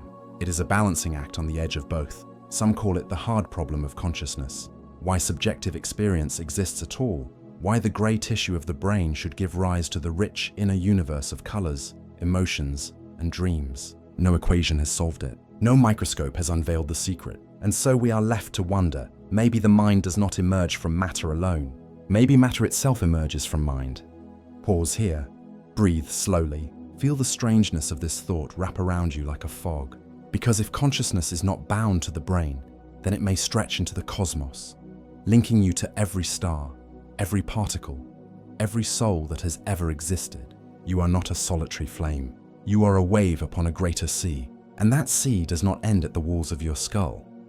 This is where our next journey begins. Topic 3 opens not with certainty, but with possibility. The possibility that you are more than your body, more than your memories, more than the machine of flesh and bone you inhabit. Consciousness may be vast, infinite, and you are a doorway into it. Sit with this for a moment. Let the silence breathe between words, and ask yourself, why is it that you do not merely react to the world, but experience it? Why is there not only sound striking the ear, but the sweetness of music? Why not just light hitting the eye, but the radiance of a sunset that makes you ache with beauty? Why not just chemical reactions in the brain, but the deep, wordless feeling of love, grief, awe? This is the mystery philosophers call the hard problem of consciousness. It is not hard in the sense of complexity alone. It is hard because it seems unbridgeable. We can measure brainwaves, map neural circuits, trace the pathways of sensation, but nowhere in those wires and sparks do we find the flame of experience. A scientist can describe every process inside your skull when you taste chocolate, the receptors on your tongue, the signals racing along your nerves, the regions of the brain lighting like cities seen from above. But none of that explains why chocolate feels like joy melting on the tongue. This gap is where material explanations stumble, because no matter how finely we slice the brain, no matter how deeply we peer into neurons, there remains a question that refuses to dissolve. How does matter give rise to mind? How does a physical thing with weight and texture and shape become the immaterial world of color, thought, dream? Some propose that consciousness is emergent. When complexity reaches a certain height, awareness blooms, like a flower opening after rain. But still, this does not tell us why. It simply pushes the mystery further back, saying it happens without showing how. Others suggest consciousness is fundamental, that awareness is not born from matter, but that matter itself arises within awareness, as a kind of shared stage. In this view, the universe itself is conscious, and we are its fleeting expressions, like waves momentarily cresting on a boundless ocean. Think of your own mind. Even now as you listen, there is an observer within you, the one who notices the thoughts, the feelings, the images. Who is that observer? Is it your brain or something your brain merely hosts? Each attempt to pin it down slips through our fingers like smoke, and yet, you know it is there, because you are it. The hard problem is not a puzzle we look at from outside. It is the mirror we stare into, bewildered, because the reflection staring back refuses to explain itself. Perhaps this is why so many traditions, ancient and modern, circle the same truth, that consciousness may not be an accident of evolution, but the fabric of existence itself. The brain may be a stage, a conduit, a doorway, but the awareness that steps through it is older, wider, stranger than flesh. Pause with that thought, breathe with it, and notice how it unsettles and soothes at once. Because if consciousness is not just a product of the brain, then death may not be an ending. Identity may not be fixed, and the universe itself may be alive not as metaphor, but as fact. Across glowing laboratories and quiet research halls, scientists have tried to chart the terrain of consciousness as if it were a physical landscape. They bring forth their machines, fMRI scanners that light up like constellations, EEG electrodes that trace the pulses of thought across the scalp, microelectrodes that listen to the whispers of single neurons. With each advance, the hope is the same: to find the neural correlates of consciousness, the patterns in the brain that correspond to the flicker of awareness. And indeed, some progress shines through. We can now see the brain's visual cortex bloom when the eyes are open, or the auditory regions stir when sound enters the ear. We can measure the thrum of the default mode network, the hum of brain areas that ignite when we are daydreaming, drifting inward instead of outward. We can even watch in real time as decisions form fractions of a second before we are aware of them, hinting that the unconscious is the true master steering the ship. Yet, for all this detail, something is missing. The scans are maps, yes, but they do not capture the territory itself. They show us where activity occurs, but not why it feels like something. A brain scan of a person in love and a person in grief may look different, but the colors on a monitor cannot translate into the raw texture of heartbreak or the trembling joy of being seen. It is as if we are cartographers trying to draw the ocean by watching the waves from shore. We can measure their height, their speed, their direction, but the depth, the salt, the living presence of the sea itself escapes us. Consciousness remains hidden, always more than the sum of the regions that glow on a scan. Some researchers whisper that perhaps the problem is not our tools, but our assumptions. If consciousness is not contained neatly in the folds of the brain, then no amount of mapping will pin it down. Imagine trying to capture the wind with a ruler. It slips past measurement because it is not a thing, but a movement, a field, an expression of something larger. Still, the search continues. New theories arise. The integrated information theory, which claims consciousness arises from the degree to which information is unified within a system. The global workspace theory, which sees the mind as a theater, where certain thoughts step into the spotlight, while others fade into the dark. These models bring insight, but none erase the mystery. For no matter how elegant the equation, no matter how intricate the model, the question remains, why does any of this activity feel like being alive? And so humanity stands at the threshold. We have illuminated the brain in dazzling colors, traced its circuits, even nudged them with electrodes to alter moods and memories. Yet the essence of awareness remains just beyond reach, like a horizon that recedes the closer we walk toward it. Long before laboratories and brain scans, long before philosophy carved words like neural correlates or emergence, humans gazed inward and asked the same question. What is this thing that watches? And though their tools were not machines but myths, meditation and ritual, their answers still echo in our bones. In India, the sages of the Upanishads whispered that the self, Atman, is not the body, not the fleeting thoughts, not even the personality. Atman is the spark of awareness itself, and it is not separate from Brahman, the cosmic soul, the fabric of the universe. To awaken was to realize that the witness within you and the vastness beyond you were one and the same. In China, Taoist philosophers saw consciousness not as a fixed possession, but as a flow, or part of the great Tao, the way of nature, the current beneath all things. To resist this flow was suffering. To align with it was harmony. Awareness was not a flame inside a skull, but a stream running through mountains, rivers, winds, and stars. The Greeks too pondered. Plato spoke of the soul as something immortal, temporarily bound to flesh, peering at truth through the dim shadows of the body. For him, consciousness was not born here but remembered, an echo of forms that live beyond time. Among indigenous cultures across the world, awareness was rarely seen as confined. Many traditions described the land itself as conscious, the forests alive with spirit, the stones keeping memory, the sky listening. To be awake was not merely to have thoughts, but to be in relationship with a living cosmos. Dreams, visions, and altered states were not dismissed as illusions, but honored as pathways into layers of consciousness beyond the ordinary.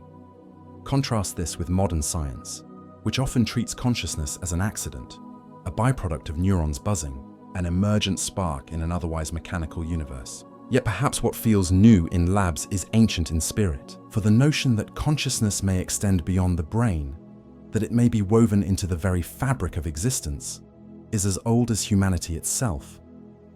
Pause here and feel the tension.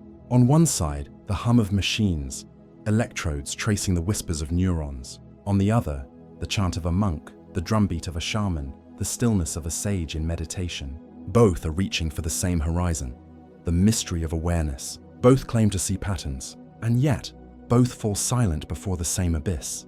The simple, unanswerable fact that there is something it is like to be, and maybe, in this silence, we glimpse a truth, that consciousness does not belong to science or to spirituality alone.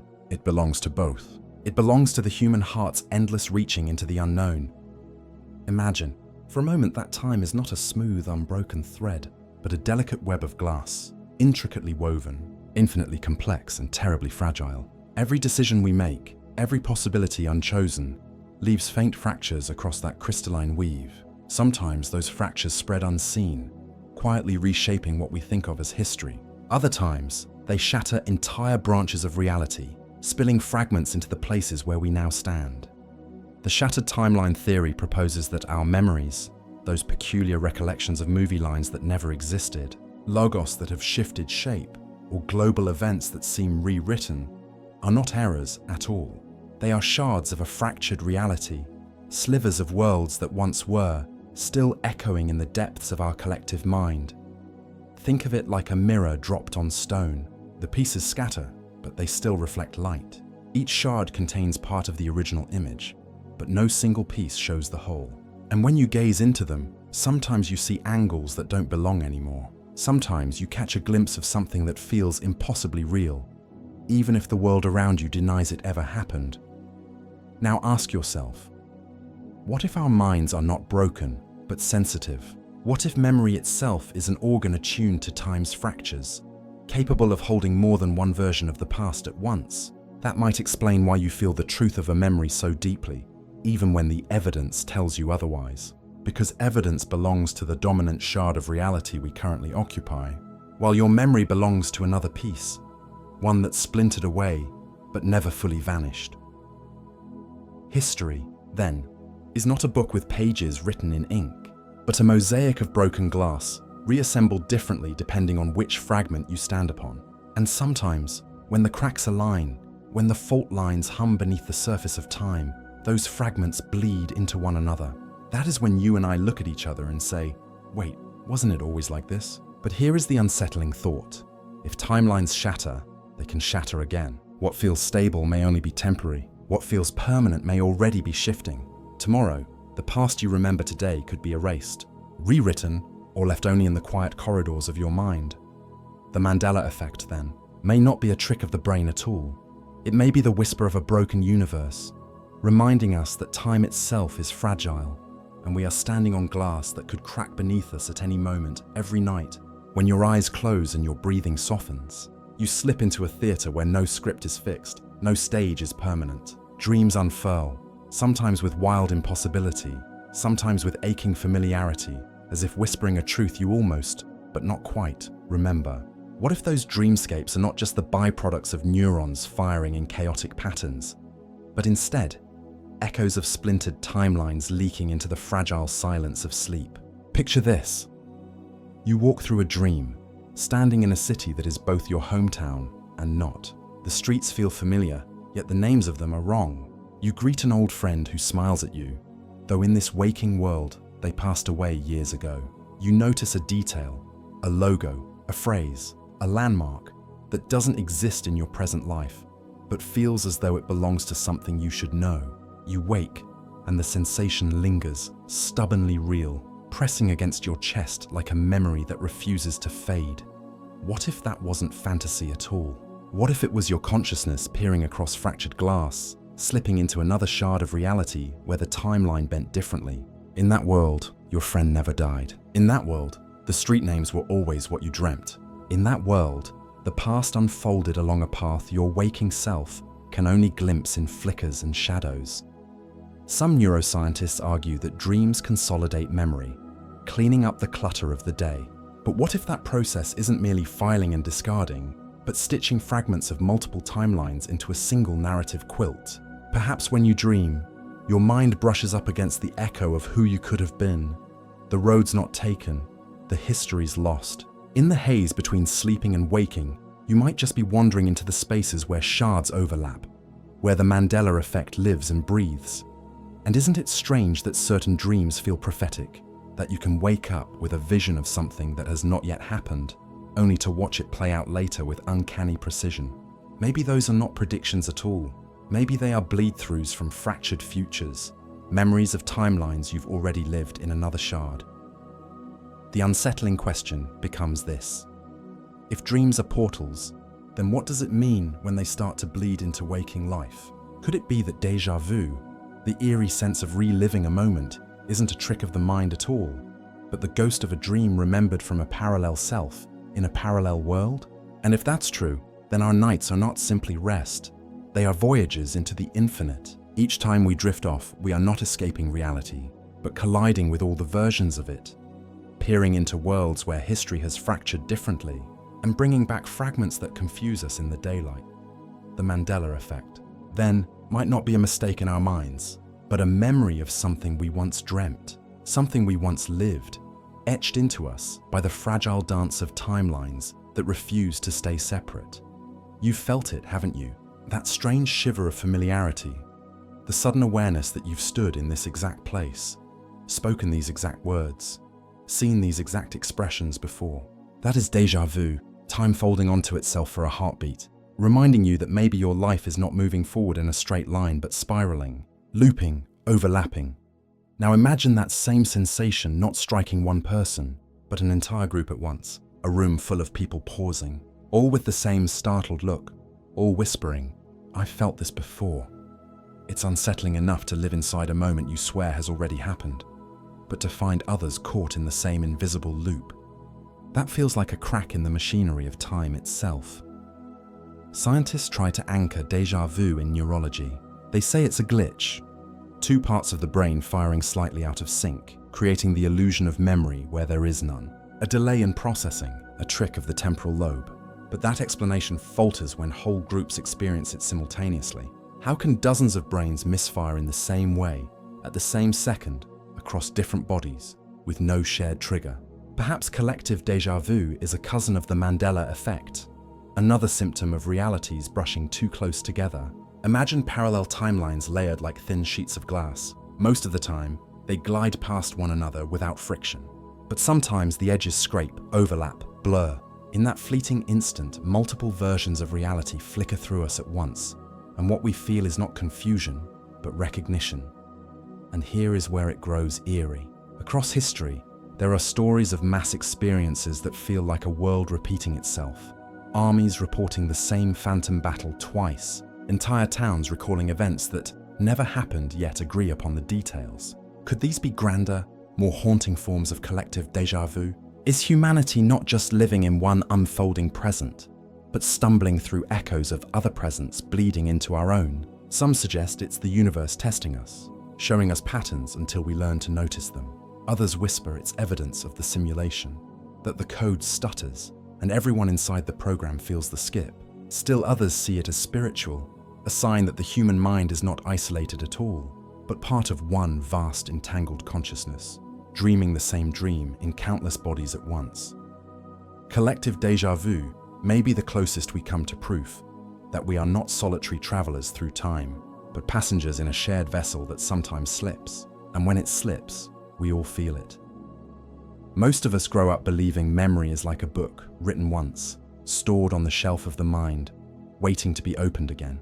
A neat linear record of what we've lived. But what if memory isn't carved into stone at all? What if it's closer to a radio signal, something that can be tuned, distorted, even intercepted from beyond the self? Think of how a radio hums with static when it drifts between stations. Now imagine your consciousness as that radio. Most of the time, you're tuned to the clear, strong signal of your life as you remember it. But sometimes, just for a moment, the dial slips. Another station bleeds through, another song, another world, another past. You hear both at once, layered and overlapping, and when the signal snaps back into clarity, you're left with confusion. Did you imagine it, or was it real? This framework changes everything. If memory is not a perfect archive, but a receiver, then the Mandela effect is not a flaw in the brain. It is interference, a neighboring signal bleeding into your own. Perhaps you recall Mandela's funeral in the 1980s, not because your mind betrayed you, but because somewhere, in some version of history, it truly happened, and your radio caught the transmission. And isn't memory already slippery like this? One smell can transport you to childhood. One song can collapse years in an instant. In those moments, the past doesn't feel stored. It feels summoned, alive, as though it never left. If memory can already behave like time travel, why couldn't it also behave like channel switching? Scientists studying memory find that recollection is reconstructive, not reproductive. Every time you remember, you are not replaying a tape, you are reweaving a tapestry. Threads shift, colors fade, new threads are added. What if some of those threads don't even belong to this world? What if the act of remembering accidentally plucks signals from beyond your own timeline, weaving them into the pattern of your life? If so, then every mind is not a private archive, but part of a vast field of frequencies. Every thought, every dream, every memory may ripple into the air around us like radio waves, waiting for someone else's consciousness to pick them up. And when many minds tune to the same foreign frequency, that is when we see a Mandela effect, millions of radios, all catching the same ghost signal of a world just beyond reach. The question is no longer, did this happen? But where did this happen? Somewhere perhaps the Monopoly man really does wear his monocle, and somewhere else, he never did. Your memory of one version is not wrong, it is simply not here. Breathe slowly, and let the breath find its own long, patient rhythm. And imagine a world so small it barely exists in words. A realm where particles do not behave like solid things, but like possibilities, shimmering between what is and what might be. This is the quantum world, a place of superpositions and probabilities, where an electron does not sit in one spot but in many, until something looks, until something notices, and then the cloud of possibilities folds into a single line, a single choice. Physicists speak of entanglement, strange threads that tie particles together across distance, so that what happens to one seems to echo instantly in the other, no matter how far apart they drift. as if the universe keeps secret lines of conversation that do not obey the slow rules of space and time. Now imagine, just for a moment, that consciousness is not quite separate from these whispering processes, that awareness may tap into or be sensitive to the same fragile dance that governs the smallest pieces of matter. If mind and matter meet there, at the quantum edge, then perhaps memory too is touched by this strangeness. Not merely as a metaphor, but as a real, subtle effect. Quantum whispers slipping through the weave of thought, nudging recollection, causing the radio dial of the mind to drift for a heartbeat. Some thinkers propose that the brain may host processes so delicate they could, in principle, interact with quantum effects, tiny structures, frozen in time, maintaining coherence long enough to be meaningful. Microdomains that hum at the border of physics and feeling. Though this remains speculative, and the work to prove it is slow and careful, yet the idea itself opens a door. If there are microscopic channels where probabilities do not immediately collapse, then memory, already a reconstruction, a fragile retelling, might sometimes draw from the wrong branch of the wave, from a neighboring possibility that once shimmered, then faded, but left an afterimage in the field. Think of the quantum landscape as a crowded hall, full of conversations in low voices, each particle speaking in tongues of chance, and your mind like a listener, sometimes catching a phrase meant for another ear, repeating it later as if it were its own memory in this picture. The Mandela effect could be not only a psychological echo, but a quantum echo, a chorus of faint alternatives that, under rare conditions, become audible to many minds at once, like a distant bell that rings across several rooms, and each room hears the same note and remembers it differently from the recording on the shelf. There is a tenderness to this thought, and a terror too, because it suggests our most private experiences, what we recall as childhood, as comfort, as fact, may sometimes be grazed by the possibility space of the universe, catching threads from other outcomes, other choices, other small quantum bends that unfolded down a different path. Physicists debate these visions. Many caution that the brain is warm, wet, chaotic, a place where quantum coherence is fragile, quickly undone by the noise of biology. Decoherence, they say, collapses the quantum music into quiet long before it can shape our thoughts. And they are right to be careful, because speculation must be humble in the face of measurement. But humility need not silence wonder. For even if the quantum explanation is only a possibility, it asks us to consider consciousness as maybe less isolated than we imagine, to hold open the idea that the smallest tremors of the cosmos could, in rare and exquisite ways, brush against memory, leaving faint fingerprints that look like errors, like alternate histories, like the echo of a life that might have been. Imagine the world as a layered song, every scale of being humming its own frequency, the quantum, the biological, the social, the cultural. And sometimes the notes slip into harmony in ways that surprise us. A tiny entanglement here, a persistent oscillation there, a collective attention held just long enough to amplify a whisper into a remembered truth. This is not certainty. It is a gentle, speculative map drawn at the border of what we know and what we cannot yet measure, an invitation to keep listening, to keep inventing careful experiments, to keep the heart of inquiry soft and curious, rather than rigid with dogma.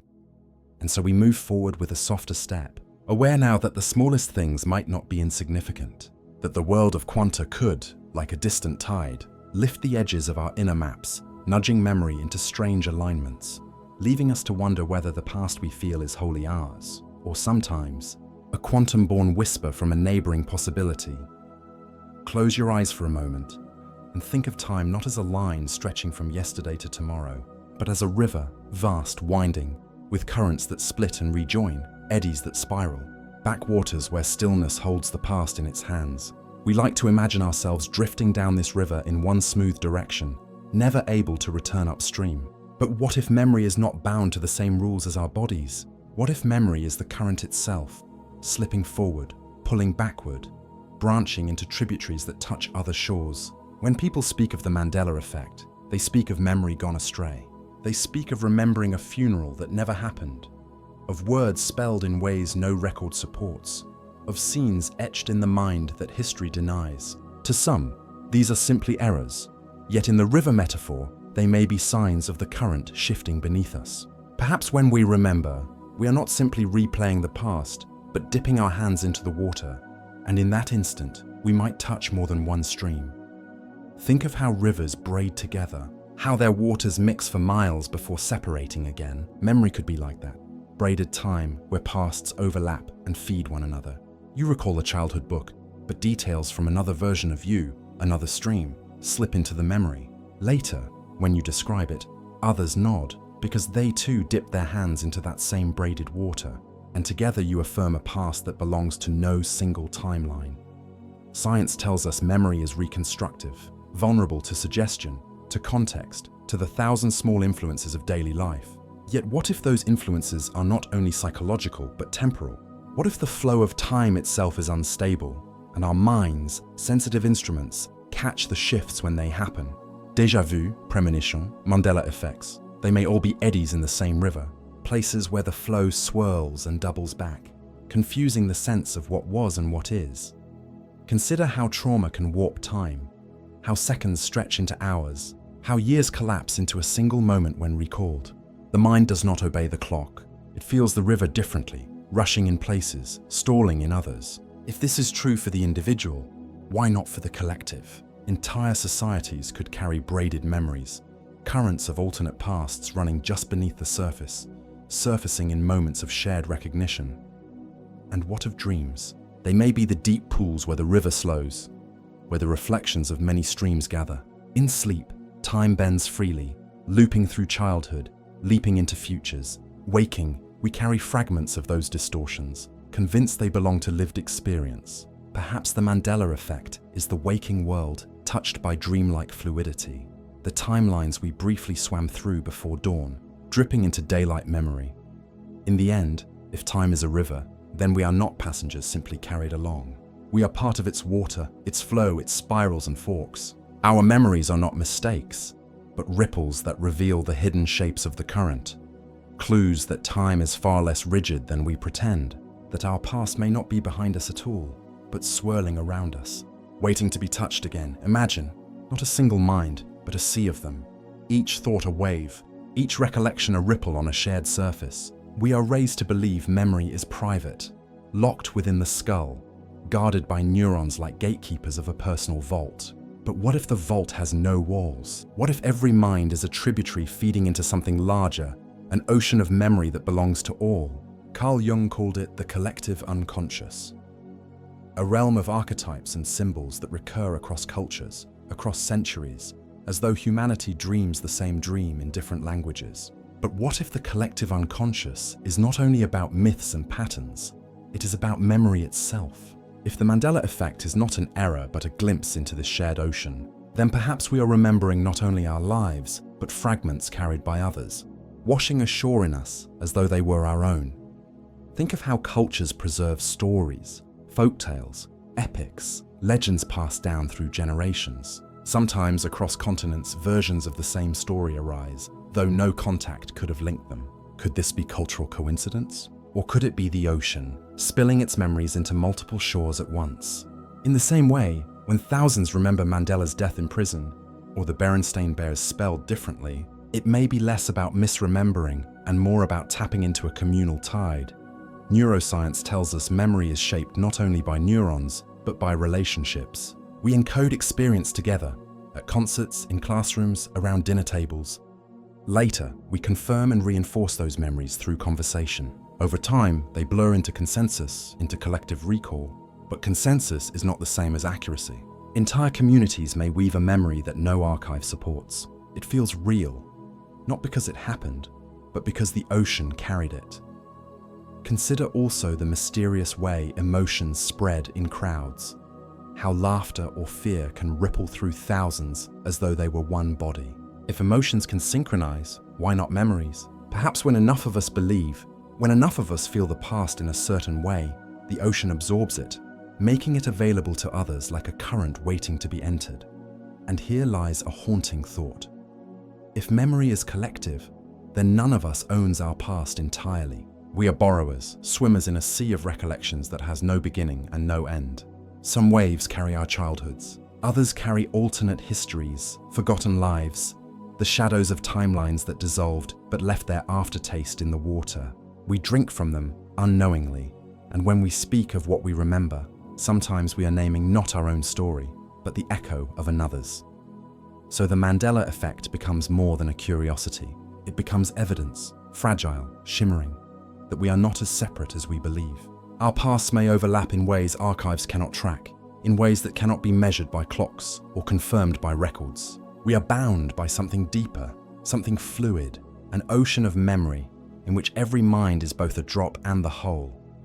And if that's true, if we all swim in the same tide, then perhaps the truth is not whether Mandela died in prison or not, but that humanity itself remembers in layers, in tides, in contradictions. We do not recall alone. We recall together. History, we are told, is a story carved in stone, a procession of dates and names, archived in books and monuments, held together by ink and record. Yet beneath those polished lines lie countless silences, stories erased, voices suppressed, whole realities edited out of the collective script. And sometimes it feels as though those buried threads push back. They rise, not in documents, not in museums, but in memory, strange, stubborn recollections that linger without proof. The Mandela effect can feel like this, an uprising of forgotten histories, people remembering a leader's death years before it was documented, a cultural detail that no archive supports, a version of the past dismissed as error, but clung to as truth. What if these memories are not mistakes at all? What if they are the whispers of timelines erased, fragments of lives once lived but officially denied, carried in the deep strata of the collective mind until they resurface? Think of civilizations where entire chapters were burned away, Alexandria's libraries consumed by fire, indigenous voices silenced by conquest, local histories drowned beneath colonial maps. Where did those stories go? Ink can burn, monuments can crumble, but memory has a strange persistence. Perhaps when people misremember, they are not mistaken, but channeling echoes of those lost realities, snatches of truth that official records refuse to preserve. Consider too how trauma stores itself. Families often forget, intentionally or not, what was too painful to bear. Generations later, descendants feel the shadow of events they never lived. Grief, fear, inexplicable familiarity with places they've never been. Some researchers call this epigenetic memory, trauma encoded in biology. But what if it's more than biology? What if the Mandela effect is one way those suppressed stories fight their way back into the light? Not through documents, but through shared inexplicable recall. And there is another layer, the politics of memory. Who decides what version of history is real? Textbooks, governments, media, they curate, edit, erase. Yet memory resists. People swear they recall another ending, another path. This defiance becomes more than curiosity, it becomes rebellion. The Mandela effect may be humanity's subconscious way of saying, we will not be told what to remember. We remember differently. Perhaps that is why these alternate recollections spread so quickly. They resonate because they feel like justice for forgotten truths, even if the details differ. In every insistence, no, I know it was this way, there is a refusal to let memory be dictated entirely by authority or archive. And so, the Mandela effect might be less about error and more about resistance. The resistance of memory itself, against fire, against silence, against erasure, against the fragile arrogance of official history. These so-called false memories may be the cracks where forgotten realities pour through, refusing to be sealed, refusing to be silent. And so, dear traveler, we arrive at the edges of our map, where ink fades, where sentences lean towards silence. We have walked together through shifting alleys of memory, where shadows spoke in riddles, where clocks bent themselves around forgotten hours, where the city itself seemed to lean in and whisper its truths. Perhaps you have felt it, that subtle tug in your chest, as though something inside you recognized the voice of the unseen. Perhaps some part of you now questions the reality you woke up in this morning, wonders if the walls around you are as steady as you once thought. But let me tell you this, the story does not end here. It never ends. Every thought you carry after these words, every dream you drift into tonight, is another chapter writing itself beneath your skin. Memory is not fixed. Reality is not a cage. And you, yes, you, are both reader and writer of the world you step into. So as you close your eyes, let the city's hum dissolve into a lullaby. Let the air thicken with possibility. Know that the streets you walk tomorrow might bend just a little differently, that the face you pass in a crowd might carry a reflection of yourself you do not yet know. And when silence finally comes, let it come gently, like velvet curtains drawing over the stage. Rest, knowing the story has only paused, waiting for you, always, in the folds of your own imagination. Until next time, wanderer, until the next door creaks open, this is Mind Peace, fading into your night.